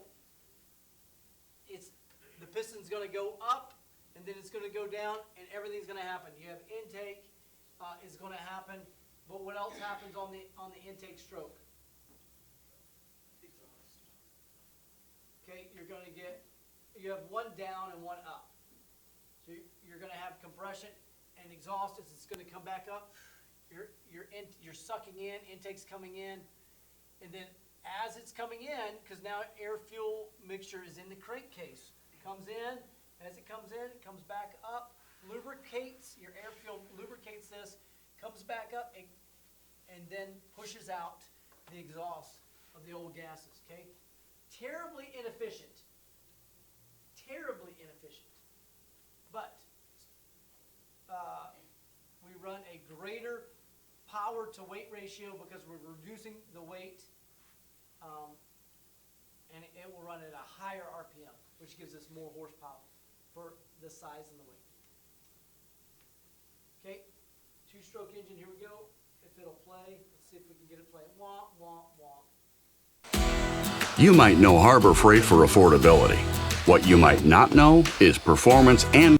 A two-stroke, or two-cycle, engine is a type of internal combustion engine which completes a power cycle in only one crankshaft revolution and with two strokes, or up and down movements, of the piston in comparison to a four-stroke engine, which uses four strokes.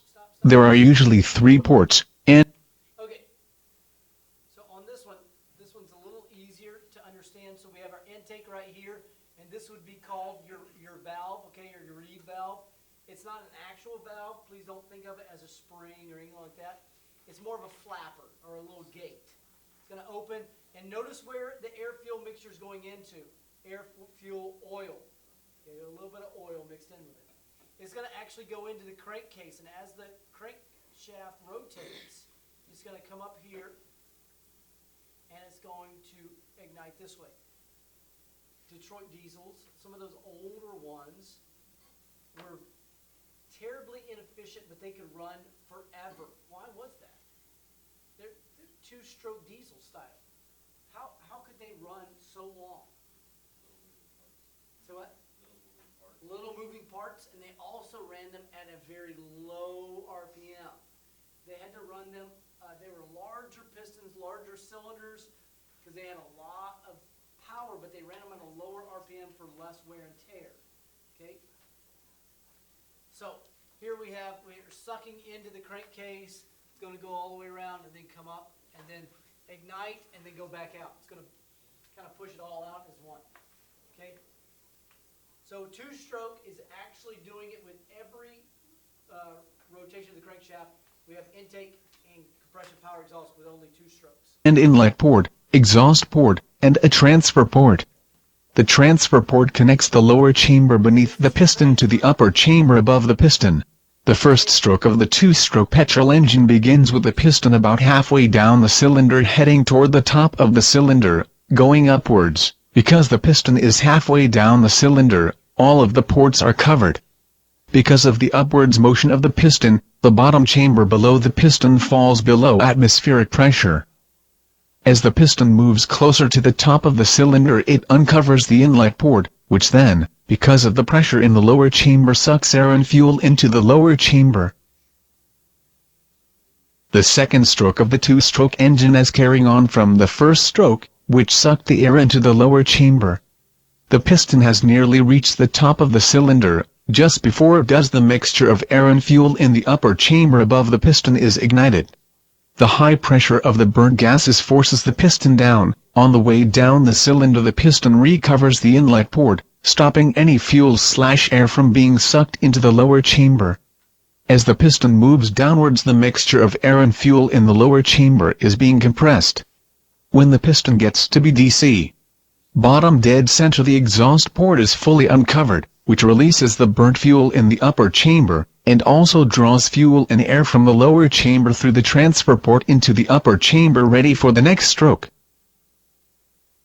The first stroke of the two-stroke petrol engine Alright, any questions on two-stroke so far? Yeah?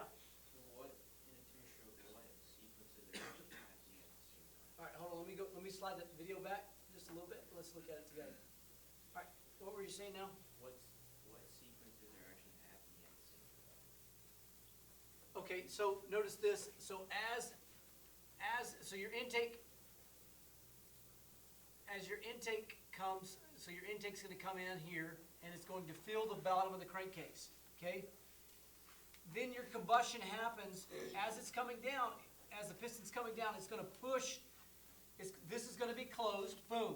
The pressure's gonna close that reed valve, and then the air-fuel mixture is gonna come up through the transfer port, ignite it, and what do you notice is not here on this one? There's no valve. So it's going to ignite it on its way out. Because this is where you're going, it's the pressure of the piston coming down is moving this around, pushing it up through the transfer chamber, igniting it and letting it just go out before it goes out. Before it leaves the cylinder. So it's not uncommon for a two-stroke to leave a smoky pad. Okay? You know, you're riding a dirt bike or whatever, you notice this constant, like, soot, black smoke out of an exhaust just slightly. And it's because you're losing a little bit of that every single time. So what do they normally do on a two-stroke? They add a little hotter spark plug, right? So that maybe it can fully ignite it before it gets all the way out. But that's pretty typical, is that you're going to lose that. So as you're doing your intake, you're literally, you're going to get you're getting your transfer of your power. Boom, you ignited it. Your power stroke's coming down, transferring it, which helps to transfer that energy, and then it ignites the next stroke. As it comes back up, ignite. So your intake on your up, as it's going up, it's causing that flapper valve to open. Now your intake's in here. Okay. So that's why they're super inefficient. Say what? That's why they're super inefficient. Super inefficient because you're going to lose a little bit of air fuel every single time. And the fact that we're running it at such an insane high RPM, typically. But you know what? We want to go fast, we just send it, right? That's why dirt bikes, all those, they're insanely fast. Yes? So is the crankshaft moving the fuel air to the top of the piston and like that's just... Correct. So the rotation of the crankshaft itself and the pressure of the piston on the power stroke is pushing all those gases, because this is now closed, so it's going to push that power is actually going to push those gases around. That's why we mix a little bit of oil with our little weed eater or our spark plug, is because we're going to move that around and then come up into here. Okay? It's going to actually force it, and as it's forcing it, because remember, as it went up, now we filled the whole bottom here, right, Josh, as the piston was up here. So now we get a slightly movement, okay? Versus a four-stroke, we have a very tight chamber, okay? From right here to right here, Josh, is a very tight chamber, okay? No air oil should get past the rings, okay? We don't, versus this one, we have a transfer chamber. And a normal four-stroke, we don't have a transfer chamber. Everything is right here. And our goal is to burn everything right here. This one, we can't. You're going to have a little bit of air oil that is always gonna be lost. Always. Okay? Now, I know some of you, as we call them, motorheads, but we know better now because we're not Tesla people. We're engine heads. So I know there's one-stroke engines now that do everything in one single stroke. Okay? I know. I'm not going to elaborate on it. We don't use them in aviation, okay? There are one-stroke engines that do everything in each stroke. So it goes this way, everything happens. It goes this way, everything happens. It goes this way, everything happens. Okay? Yeah. I'm not talking about that. Okay. Okay, so two-stroke, four-stroke. Yes, first. How does it lubricate the piston? How does it rotate the piston? Lubricating. Oh, lubricated. So we mix oil. We're mixing oil in the fuel. Just a little bit of special oil with this one versus our normal four-stroke engine. The case will have the oil and the the oil and the air fuel mixture are separate. Like your car engine. They're separate. Versus this one, they're together. So it's gonna come in, it's gonna lubricate all this, lubricate this, and lubricate this, okay? And it's different ratios where you'll have 50 to 1, very little oil. You'll have 40 to 1, a little more, 32 to 1, or like the old, what were those, Montgomery Wards, they would do what, 23 to 1? What they were, yep. Amsoil actually makes an oil that's certified to run 100 100 to 1. to 1, wow. Sounds like death to an engine. Have you used it? Yeah, ran it for years on a weed eater. I've been tempted to. I wanna try it. All right. So what's the quickest way to kill a two-stroke? Run it straight fuel. You usually get just a couple minutes. Okay, good. Piston to the All right, so we do have two-stroke cars. We have two-stroke engine now at Samat. So you'll have an opportunity to be able to look at a Rotax engine this year. And we'll play with a Rotax a little bit. Two-stroke engine versus four-stroke engine. Predominantly in our class, we're going to focus on four-stroke. Because if you understand four-stroke, you can work on just about any engine. Okay? And I'm telling you, guys, it's super helpful. As I think I've told some of you, when I was in Bible college, it was kind of the downfall. I'd gotten my A&P, and I even worked at an A&P, and then 2007, 2008, kind of crapped out, just where Pace Airlines shut everybody down in the city we were living. No, none of you even know Pace Airlines, do you? Yeah, they're gone with the wind. All right, anyway, so I got a job working for a multi-millionaire. He owned 150 radio stations around the world, and they're big-time radio stations. And anyway, I had to cut some of those radio station grass sites. Some of them were 300 and 400 acres. And so one time, I'm mowing one of the fields, and you talk about a boring job sitting on a tractor for 40 and 50 hours mowing the same field. And all of a sudden I had a rattle, and it was a real rattle. Wah, wah, wah, wah, wah, wah, wah. I'm not going to make it.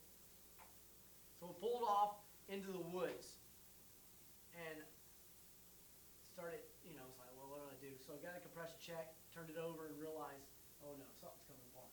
There is a serious rattle. So they got a stethoscope, put it on the side of the engine. I think the bearing's coming apart.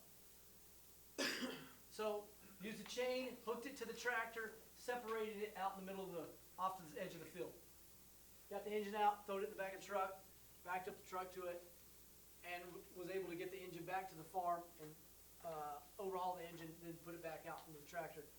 But it's just that, like, all right, I've never worked on a large tractor engine before, but I understood a four-stroke. 18 years old. All right, it's got to be a general idea how to make this work. And it had spun 3 bearings. What that means is the bearing itself actually had come out of its seat and spun around and started cutting into the block itself. So I had taken a machine shop, they fixed that, shoved it all back together, and we had it back in about 2 weeks. It's ready to go again. Okay? All right, so as I told you, two-strokes typically run a lot higher RPM, so let's just listen to a two-stroke screaming here.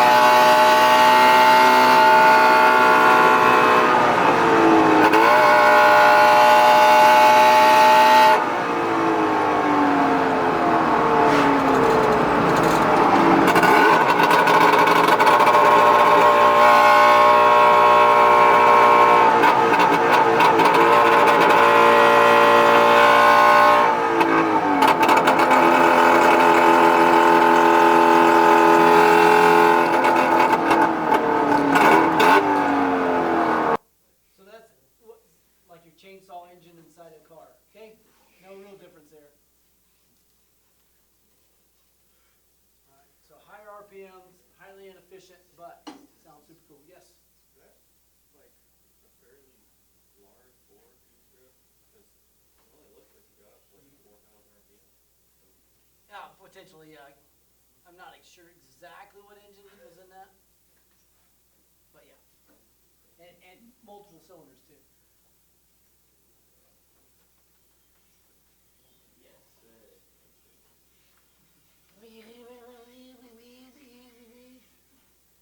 All right.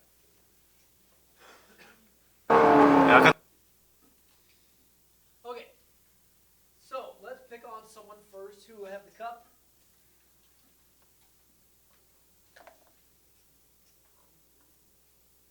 Oh, Cindy, give me the first operating cycle sequence. Intake. Anthony, give me the second.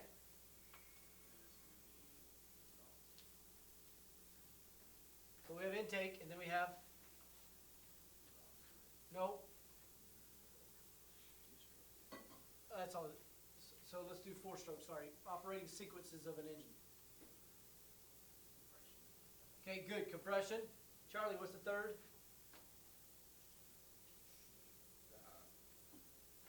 Sorry. It's not a stroke, it's a sequence. Hint, hint. Full sequence? There's 5 sequences of an operating engine. We have intake, we have compression. What's it called? Oh, ignition. Ignition. Combustion is just a byproduct of the third sequence. So we have to have ignition. And then John, number 4. Power. And Lee. Exhaust. Exhaust. What in the world is valve overlap? Gavin, what's valve overlap? When your valves are open at the same time. Why? That seems terribly inefficient.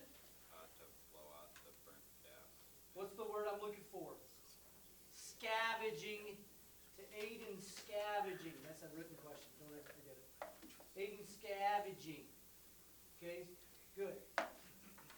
You thought you're done with lecture. Not even close. I got about 4 weeks of it. Okay.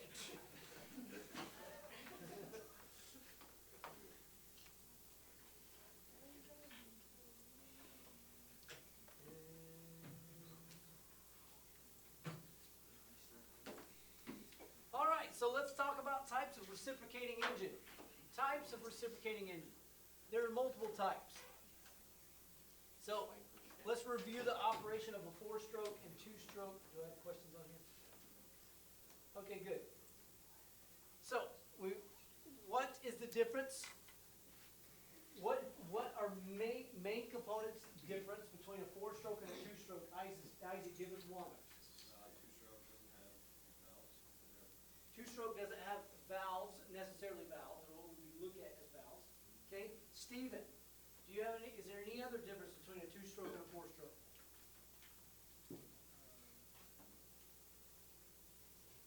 We can go very simple, okay? You can do very simple answers so far.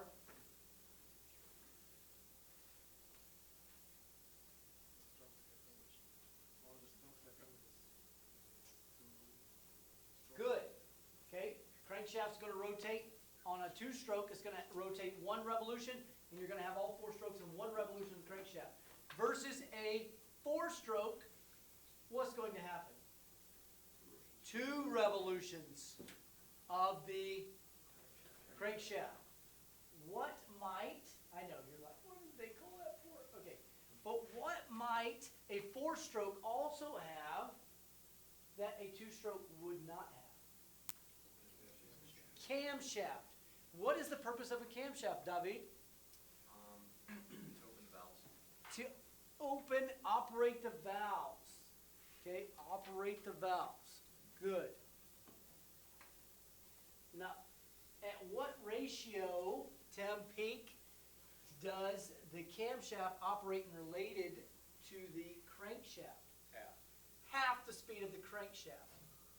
Half the speed. You want to word it something different? Because the FAA is going to give you either one of them.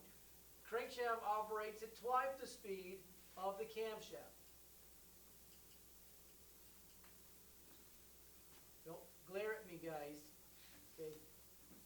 So 1 revolution of the camshaft means 2 revolution of the crankshaft. Hello? All right.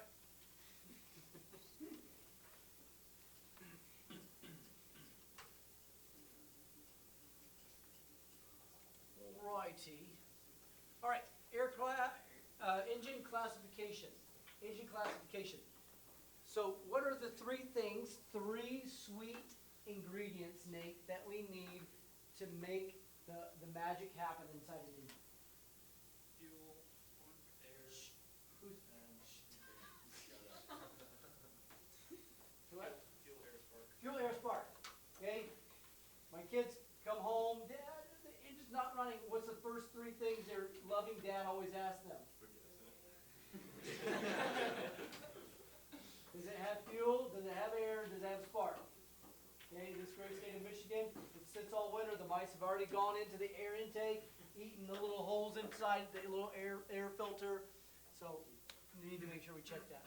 Okay.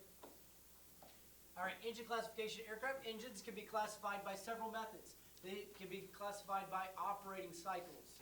Okay, 4-stroke, 2-stroke. Cylinder arrangement. We have opposed. We have inline. We have inverted. We have radial. We have V's. Okay, great. And then the method of thrust production. Is it a pusher or is it a puller? Is it left-hand rotation or is it right-hand rotation? You ever asked that on a car engine? No, we don't care, right? But it matters in aviation because the little spinny thing out there, you want to turn it in the right direction. Okay? It's called the prop. Okay? Aircraft engines come in many different, so gas turbine based. We have reciprocating engine based, 2 or 4 strokes. We have rotary engine. Wah, wah. I know what you're thinking. Why would they ever put a rotary engine? Have you not listened to Mazda? Okay, it doesn't work real well. Spark ignition, or sparkless compression ignition. Okay, diesel cycle would be a compression ignition. What's the main key difference? This is actually an oral question. Brian, this is for you. What's the main key difference between a diesel engine and a reciprocating engine? The fuel you put in, okay? One has a spark plug and one does not have a spark plug. That's not the purpose of a glow plug, homie. Hey, I'm glad you're in this class. Okay, good. Okay, no, it's combustion ignition. It's higher compression because the hotter it gets, we can finally combust it then. It'll just, it's literally a sparkless ignition. It will spark on its own. Okay, air and water cooled. Air and water cooled. There is a new company called AC Aerospace that now takes your aircraft engine and sends it back to you, and it's now water cooled. And they will upgrade your engine from 300 horses to 400 horses. Okay, that's horsepower. We'll get through that. That came from the beer industry. And we'll talk about horsepower later, okay? And I'm dead serious, it really did come from the beer industry. Okay, so air-cooled versus water-cooled, how the engine is cooled, okay? What aircraft is a rotary engine? Is there one? Yes. You put me on the spot. I cannot give you a name of the aircraft off the top of my head, but I will have to look. Yes, there are rotary engines. I'm not sure they survived very long. Okay. Air-cooled engines, okay? This is looks like a 550 or IO 360 Continental. Anyway, air-cooled engines rely on air. Good. All right, air. Okay, like I'm blowing hot air today. Okay, so air directly. You need air over the cooling fins to help dissipate and carry the hot air from the combustion away in order to keep the engine cool and operating temperatures.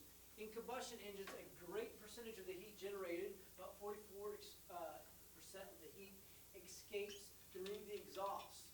So how much heat do we still have? 66. Wow, that's good. All right, not through the metal fins of the air-cooled engine. About 8% of the heat energy is transferred to the oil. So the oil that's actually on the walls of the cylinder captures that heat and transfers it to the cylinder walls for it to be able to get dissipated. Which, although primarily meant for lubrication, also plays a role in dissipating. That's why we need an oil cooler or an oil cooler. Okay? We need an oil cooler. Liquid cooled engine drawbacks. This is actually a written question. What are drawbacks of air cooled versus liquid cooled? Liquid cooled has a greater heat loss. Actually, air cooled. Liquid cooled engine drawbacks. Air cooled engines are typically louder. Air cooled engines are a lot louder, noisier, versus liquid cooled engines are typically quieter. Air cooled engines are a lot louder because we need this thin enough so that the air will pass through these cooling fins, try to get the heat away. Okay? Notice here, there's no cooling fins here. Okay? Everybody look here. Look at this cylinder. Okay? This is a 520 cylinder. Okay? And there's no cooling fins here. It's the air intake. But on this side, where we have the exhaust, guess what you have all the way down to the base of the flange? Cooling fins. We want to get air around that exhaust. Okay? Here's the crazy thing. We're not talking about cylinders yet, but just to whet your appetite, because you're almost as excited as about this stuff as I am, is the bottom of the barrel. We call this a cylinder barrel. Don't ask why they do that. They just do. Okay? Cylinder barrel is steel. The head is aluminum or aluminium. Okay? They actually process this to thread onto the barrel. Aluminum expands less or more? More. Okay? And so we want to make sure we've got a lot of air over the top of that cylinder. Okay? To cool that aluminum head. Okay? Yes, sir? Why do they make it aluminum, not steel? Weight, transfer of heat better, machinability, quite a bit. So why not make it? Yep, go ahead, Tim. Do they ever corrode between the two because of the similar metals? Oh, yeah. Yeah. That's why we have oil. Why don't you make it aluminum the whole way down, for if you're talking about weight? Good. Because at 3,000 degrees, aluminum does not do real well, but we have valves up here to help cool the head off. Okay, good. Is there any aircraft that have sleeves? Silver wall sleeves? Lycoming in 1930, 28 to 36 did sleeves. We have some in the archives next door. Yeah, they were all steel head, steel engine, steel case. Engine was 300 pounds for about 60 horsepower.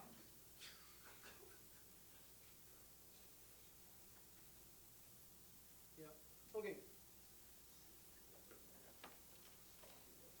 All right. So when we talk about an opposed engine is always in reference to what? The cylinder arrangement. The cylinders are on opposing sides. Okay? There's a downfall to this. What's the downfall?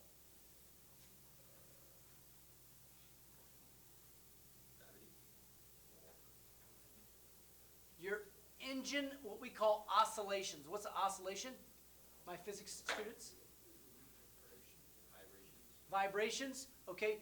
My impulses or oscillations, my impulses from the combustion processes are on opposite sides, which makes it very imbalanced or quite unsmooth, okay? So the impulses, so it's like bang, bang, bang, bang, right? So we're not very smooth.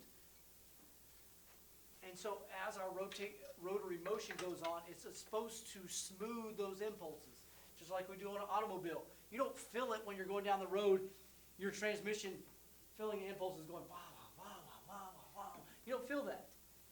Because we have something called a flywheel hooked to a torque converter. Torque converter makes it smooth so that when you're going down the road, it's like, oh yeah, that feels good. Is that right? Meanwhile, you're having inside the engine just like bang, bang, bang, bang. Yes? That's primary imbalance, right? Primary imbalance, yes. But in our larger bore aircraft engines, we go to 2 more honking cylinders called a 6-cylinder, right? So we get to 2 more cylinders, and so something that they've had to add on the back of these engines are counterweights. So we have, what is it counterweight for? For the prop, so that you can put because you have a weight up here, and so then they put a weight in the back as well to counterbalance it. So they're helping with a vibration range, okay? And on the larger engines, that's what they've had to add, even though we have impulses on opposite sides. Oh, I think you kind of answered it, though. I was wondering if any of them were from out of balance. Oh, yeah. And that's the number, this is between you and me and the recording, but that's the number one reason why I think our 180 engine had to be overhauled after 180 hours, is because the group that did it, I'm not pointing any fingers, but the group that did it, I couldn't find no record of them sending it out for a dynamic balance, where they run it on a machine and they will take it to where we get perfectly balanced, because if it's balanced back here with the same weight of the propeller, man, that engine will run typically 3,000 hours. Yes, sir. Would an even fire opposed 8 cylinders have perfect primary balance? All right, say it one more time for me. Would an even fire opposed 8 cylinder have perfect primary balance? Even fire opposed, so like a Lycoming had 8 cylinders. It was 720. And the biggest issue with that was cooling. The back 2 cylinders would cook. Yeah. All right, so we have opposed air-cooled engines. Opposed air-cooled engines, okay? All right, 3 components that make up an engine, or 3 categories that make up the engine are what? Case. We have a case. So here's the case here. Okay, all right. I have a honking case on this one that was decimated. Okay, there's a block or a case here on the bottom.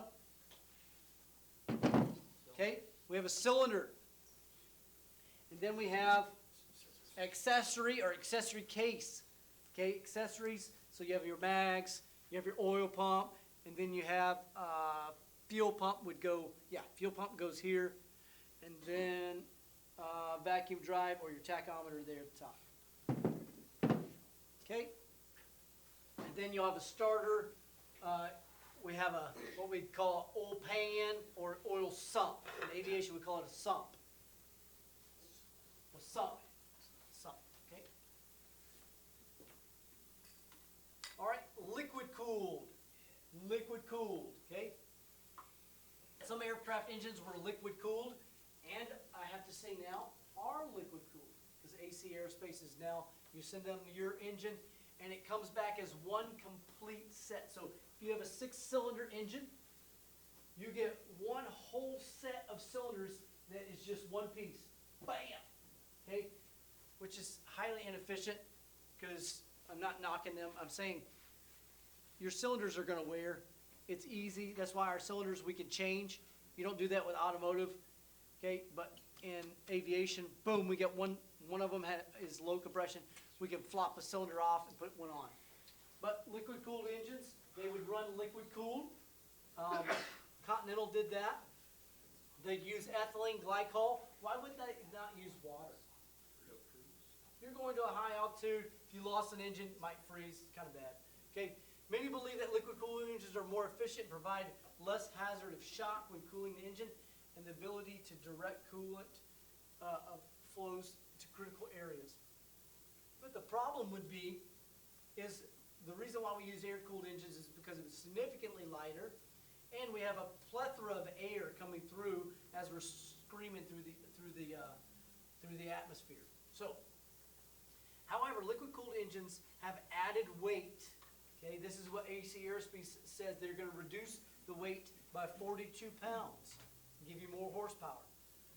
Okay, so they're less adaptable to military applications, and their system was far more complex than air-cooled engines. Just So there's extra weight and more maintenance, meaning as water's flowing, you'd have more maintenance between that. Yes, sir.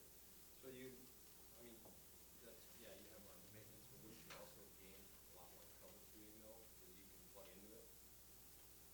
Like the Rotax? Because we have the same engine with the software, where you can do all the monitoring of the engine on the computer. Yeah. We're gonna get into statistics. Have you looked at Rotax originally on the statistics of numbers that? Past 10 years. So what? Past 10 years. And the amount of engines that go down versus the amount of engines, reliability is like, Lycoming was 1 in 300 would go down. Rotax for a while was 1 out of 25. Even with the newer ones? Well, that's what I'm saying is now, great, but who wants to be the first guinea pig to try them out, right? Okay. So yes, there is an efficiency coming up, and I would say that across the board in aviation. Okay. Let's talk about cylinders for a second. So I use a lot of abbreviations, and I'm sorry for that, but you're going to learn them this year. So TSIO 520 is turbocharged or turbo supercharged injected opposed 520. Means it's a 520 with a giant turbo on it. Okay, and it's also injected, meaning fuel injected. The last time I changed a cylinder would be a TSIO L520 on a full 14. A cylinder like this, it's the same cylinder, a 520 air-cooled engine cylinder, runs about $2,800. That's the cost to buy it. That includes a piston, the valves, and the cylinder. Okay, times 6, you're $11,000. Okay, give or take. Everybody good there? The last time I had to buy one cylinder for a full 14 liquid cooled, which is a TSIO L520, it was $10,000 a cylinder. $10,000 a cylinder, and here's what it would look like. Okay, this is a 300. What do you notice? What do you notice? No cooling fins. Okay? No cooling fins. Intake is on top. Intake's coming, that's, intake is here. Exhaust is on top of this one. That's wild. Okay. Yep. Intake's coming in on the inside here. So exhaust is on the top going out. Liquid cooled coming through, connected, and this is where you would get hot, cold, and so you'd begin to leak refrigerant or coolant. Not refrigerant, but coolant. Okay?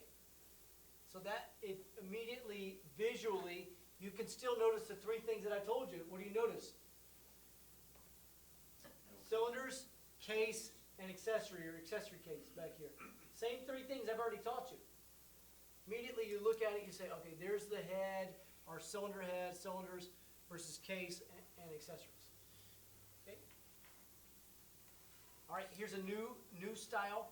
It is a 550 TSIO L550.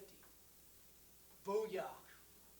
Okay, there it is again. You're starting to see all this garb. This is, if you pulled open a Cowling, you begin to look at this, you say, oh, look, nice and shiny. But what do you notice immediately besides it being an 80, oh, this is going to be a $100,000 engine? What do you notice with it?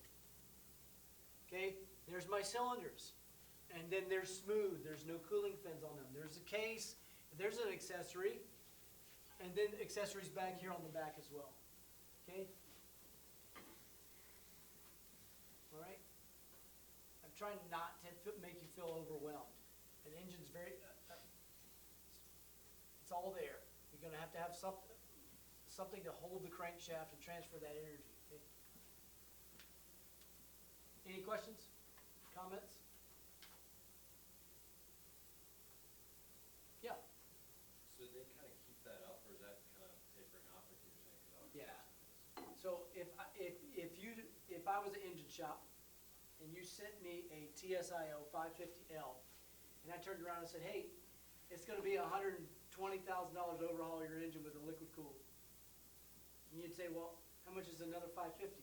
Well, you can buy a brand new 550 air cooled for $72 today. Go ahead and send me just the air cooled engine. So you'd have to STC it and then make a different baffling. Make sure it gets here. Yeah. Okay, that was super common. Pretty early on, 550s were liquid cooled. All right, so other types, we have opposed, then we have inline. What is inline insinuating? All cylinders are in line. How many of you have an inline engine inside your car? How many of you don't have a clue? Okay, good. All right, so you open the hood of your car, boop, open the hood, and you see right on top of the engine, your little spark plug wires are all in a line. Okay, like this. It probably means that your cylinder is an inline engine. Okay? Bear with me? You open it up and you see two sets of wires. Might mean that it is a B-block engine, okay? So inline, all cylinders are in a single line, straight line. Okay?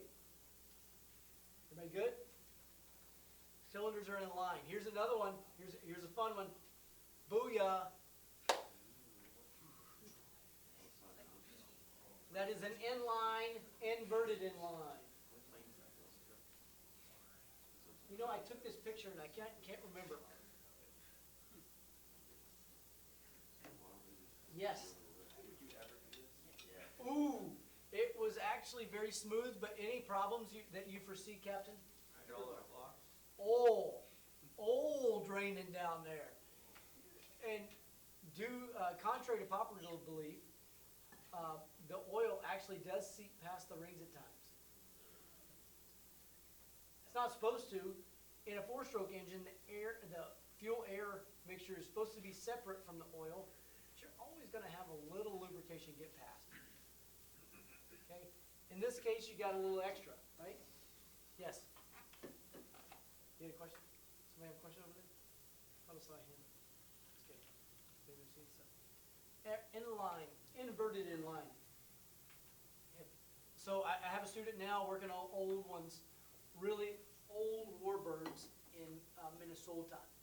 Young lady doing a phenomenal job. Actually, she was highlighted by the company this year. She's only been out 1 year. Yep.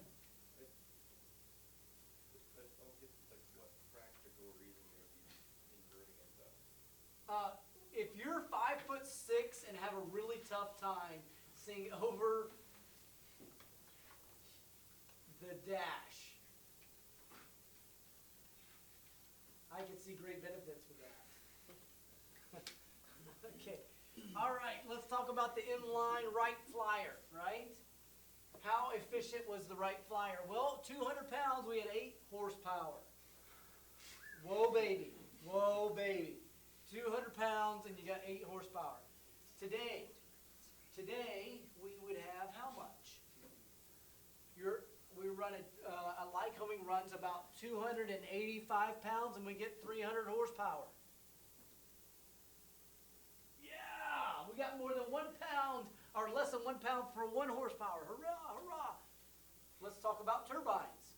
Oh, great. A 300 pound PT6 will give you 700 horses.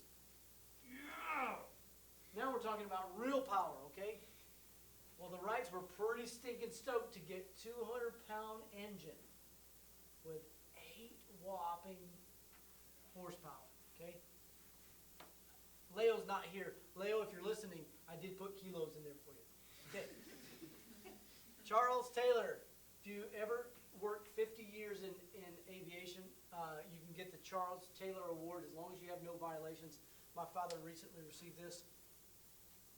Mechanic employed by the Wright brothers, produced many of the parts in the engine in the Wright brothers bicycle shop. I realized that it was the birth of flight, but it's not the origin of flight. Kitty Hawk is. All right, because they were, little history lesson. Because they were unable to purchase an engine that would meet their design goals of having a very low weight of 200 pounds and a very high horsepower of 8 horsepower. Okay. Any other fun facts about Charles Taylor? Come on, my history buffs. Anybody? Okay, thank you. Review first A and B. Anything else? Any other fun facts? The Wright brothers said they would not allow him to fly. Why? Because he would enjoy it too much and cease from building engines. So they never let him fly. What a punk. Okay. All right. And then all of our favorites. Everybody ready? Okay. Here we go. What's our favorite engine? No! V-types. V-types. V-types. The cylinders are arranged in two banks. Two banks. And you're saying, whoa, wait a second. Why, Ryan? You're confusing me now. Why is this not called an inline engine? Aren't the cylinders inline? Oh, all right, Josh, I'm confused. Why don't you help me out then? Those ones are in line. Are they in line? The ones on this side. Same with the opposed. And then there's some on the other side that are also in line with, they're not in line with each other. Did anybody get what he just said? Okay, good. All right. Say what? They're not opposed from each other, but they're not fully opposed from each other, but they're not in line with each other, really, are they? The bank is in line, but are the cylinders arranged in line? Say what? Say it again. Say it again. Negatory. So, here we go. This is going to be rocket science. Are we ready? Everybody ready for rocket surgery? Here we go. So, 1, 2, 3, 4, 5, and 6. Wow. Okay? Now, when we get to the V-type, we go 1, 2, 3, 4, 5, 6, 7, 8, 9, 10, 11, 12. All righty. So they're not in line. They're not completely opposed. They're V. Okay? So we have a V8 or a V6. The cylinders are in a V format or V configuration in relation to the numbering on the crankshaft. Okay? How they fit on the crankshaft. Makes sense? We see this on motorcycles. What's our famous motorcycle over? Anybody from Milwaukee? Come on. If you ever have a chance to go visit the Harley-Davidson Museum during Oshkosh Week, it's in Milwaukee. It's free. It's totally cool to be able to go see and listen to some of the early V-model engines. Totally free, but the Harley-Davidson Museum's there to be able to look at some of the old V-type, V45s and old type. Any of you engine heads here? So on the way back from Oshkosh, it's pretty cool to hit.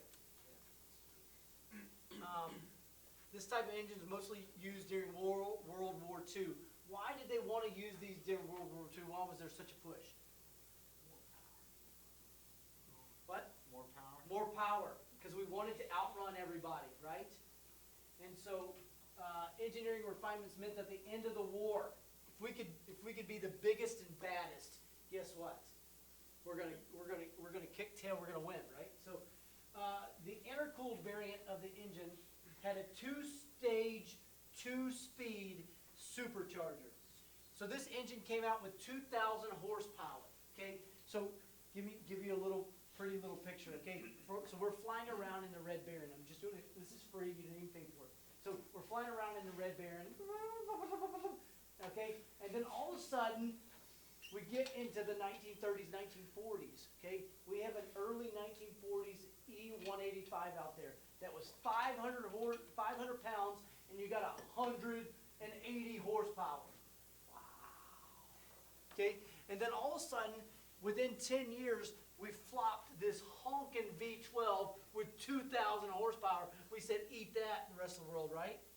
And so they came out with 2,000 horsepower in a hurry. And they were like, man, we can come out with a dual stage or 2-stage supercharger, and we will pump it up. Okay, and so that's where the V-style engine came out. So they got 2,000 horsepower. 2,000 horses, okay? So the early RR Merlin was one of the most successful engines in World War II era. Some 50 versions were built. Okay, can you give me one type of airplane that this was on? Mustang, okay? And even better, what was also on the? Spitfire, yes, even better, okay. All right, so D-rated version was also basis of the Rolls-Royce. Post-war Merlin was superseded. In 1956, it was ceased fulfillment of order of 170 Merlins for the Spanish Air Force. Okay, why did they cease? Notice that the year range there. Anybody know why we kind of ceased the production of Rolls-Royce V Merlin engines? Why though? Turbines. Caproni had won. Your buddy. Yeah! We have turbine engines coming on, and we were like, who needs 750, 800 pounds to get 2,000 horsepower? Now we can get 2 to 3 horsepower per pound. So it was a whole nother ball game, right? And so turbine engines came out, and they were very, very efficient. Better cooling, better durability versus the V Merlins. Okay, this would be V Merlin style here, where we had a V view. This might be what your car engine might even look like today. You might have a camshaft on top. We call that what? Overhead cam. So we want to get fancy. We would want to get 2 of them. We call it a dual overhead cam. Okay. So then the camshaft is opening at the valves on the top of the cylinders. Then. Okay. What are these thingies here? Pistons with the connecting rods inside the cylinders. Okay. All right. And the grand finale for today, because Spitfires are better.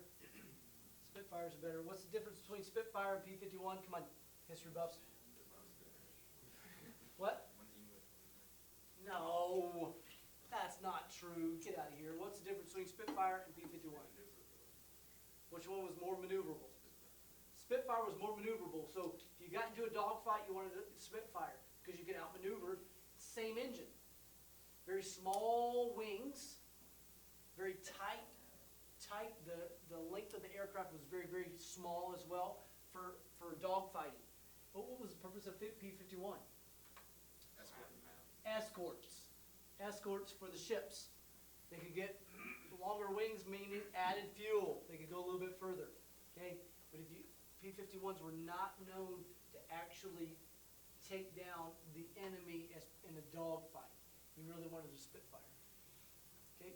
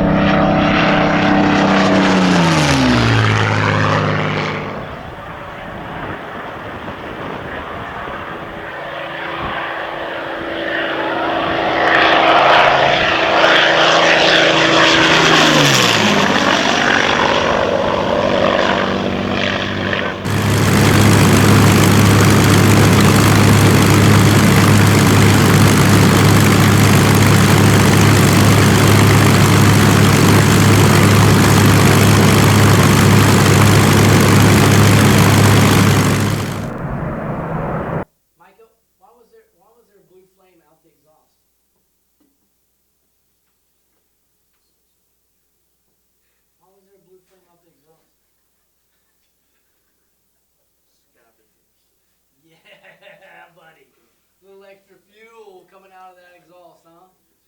And they didn't run very, and see, we could do that today in our cars, but we want to put something called a catalytic converter in there.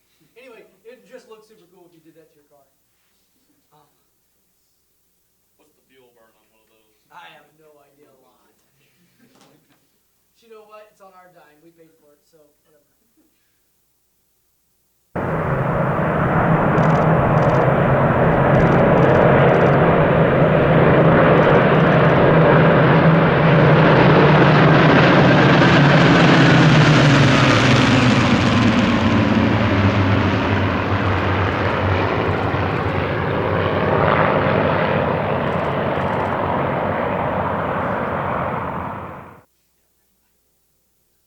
Super cool. Any questions on the V style?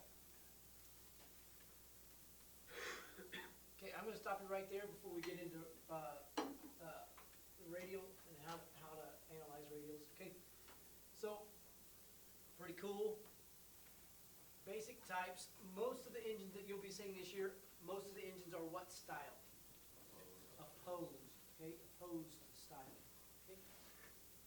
All right, I'm going to open lab 1 for you to do on the auto cycle today.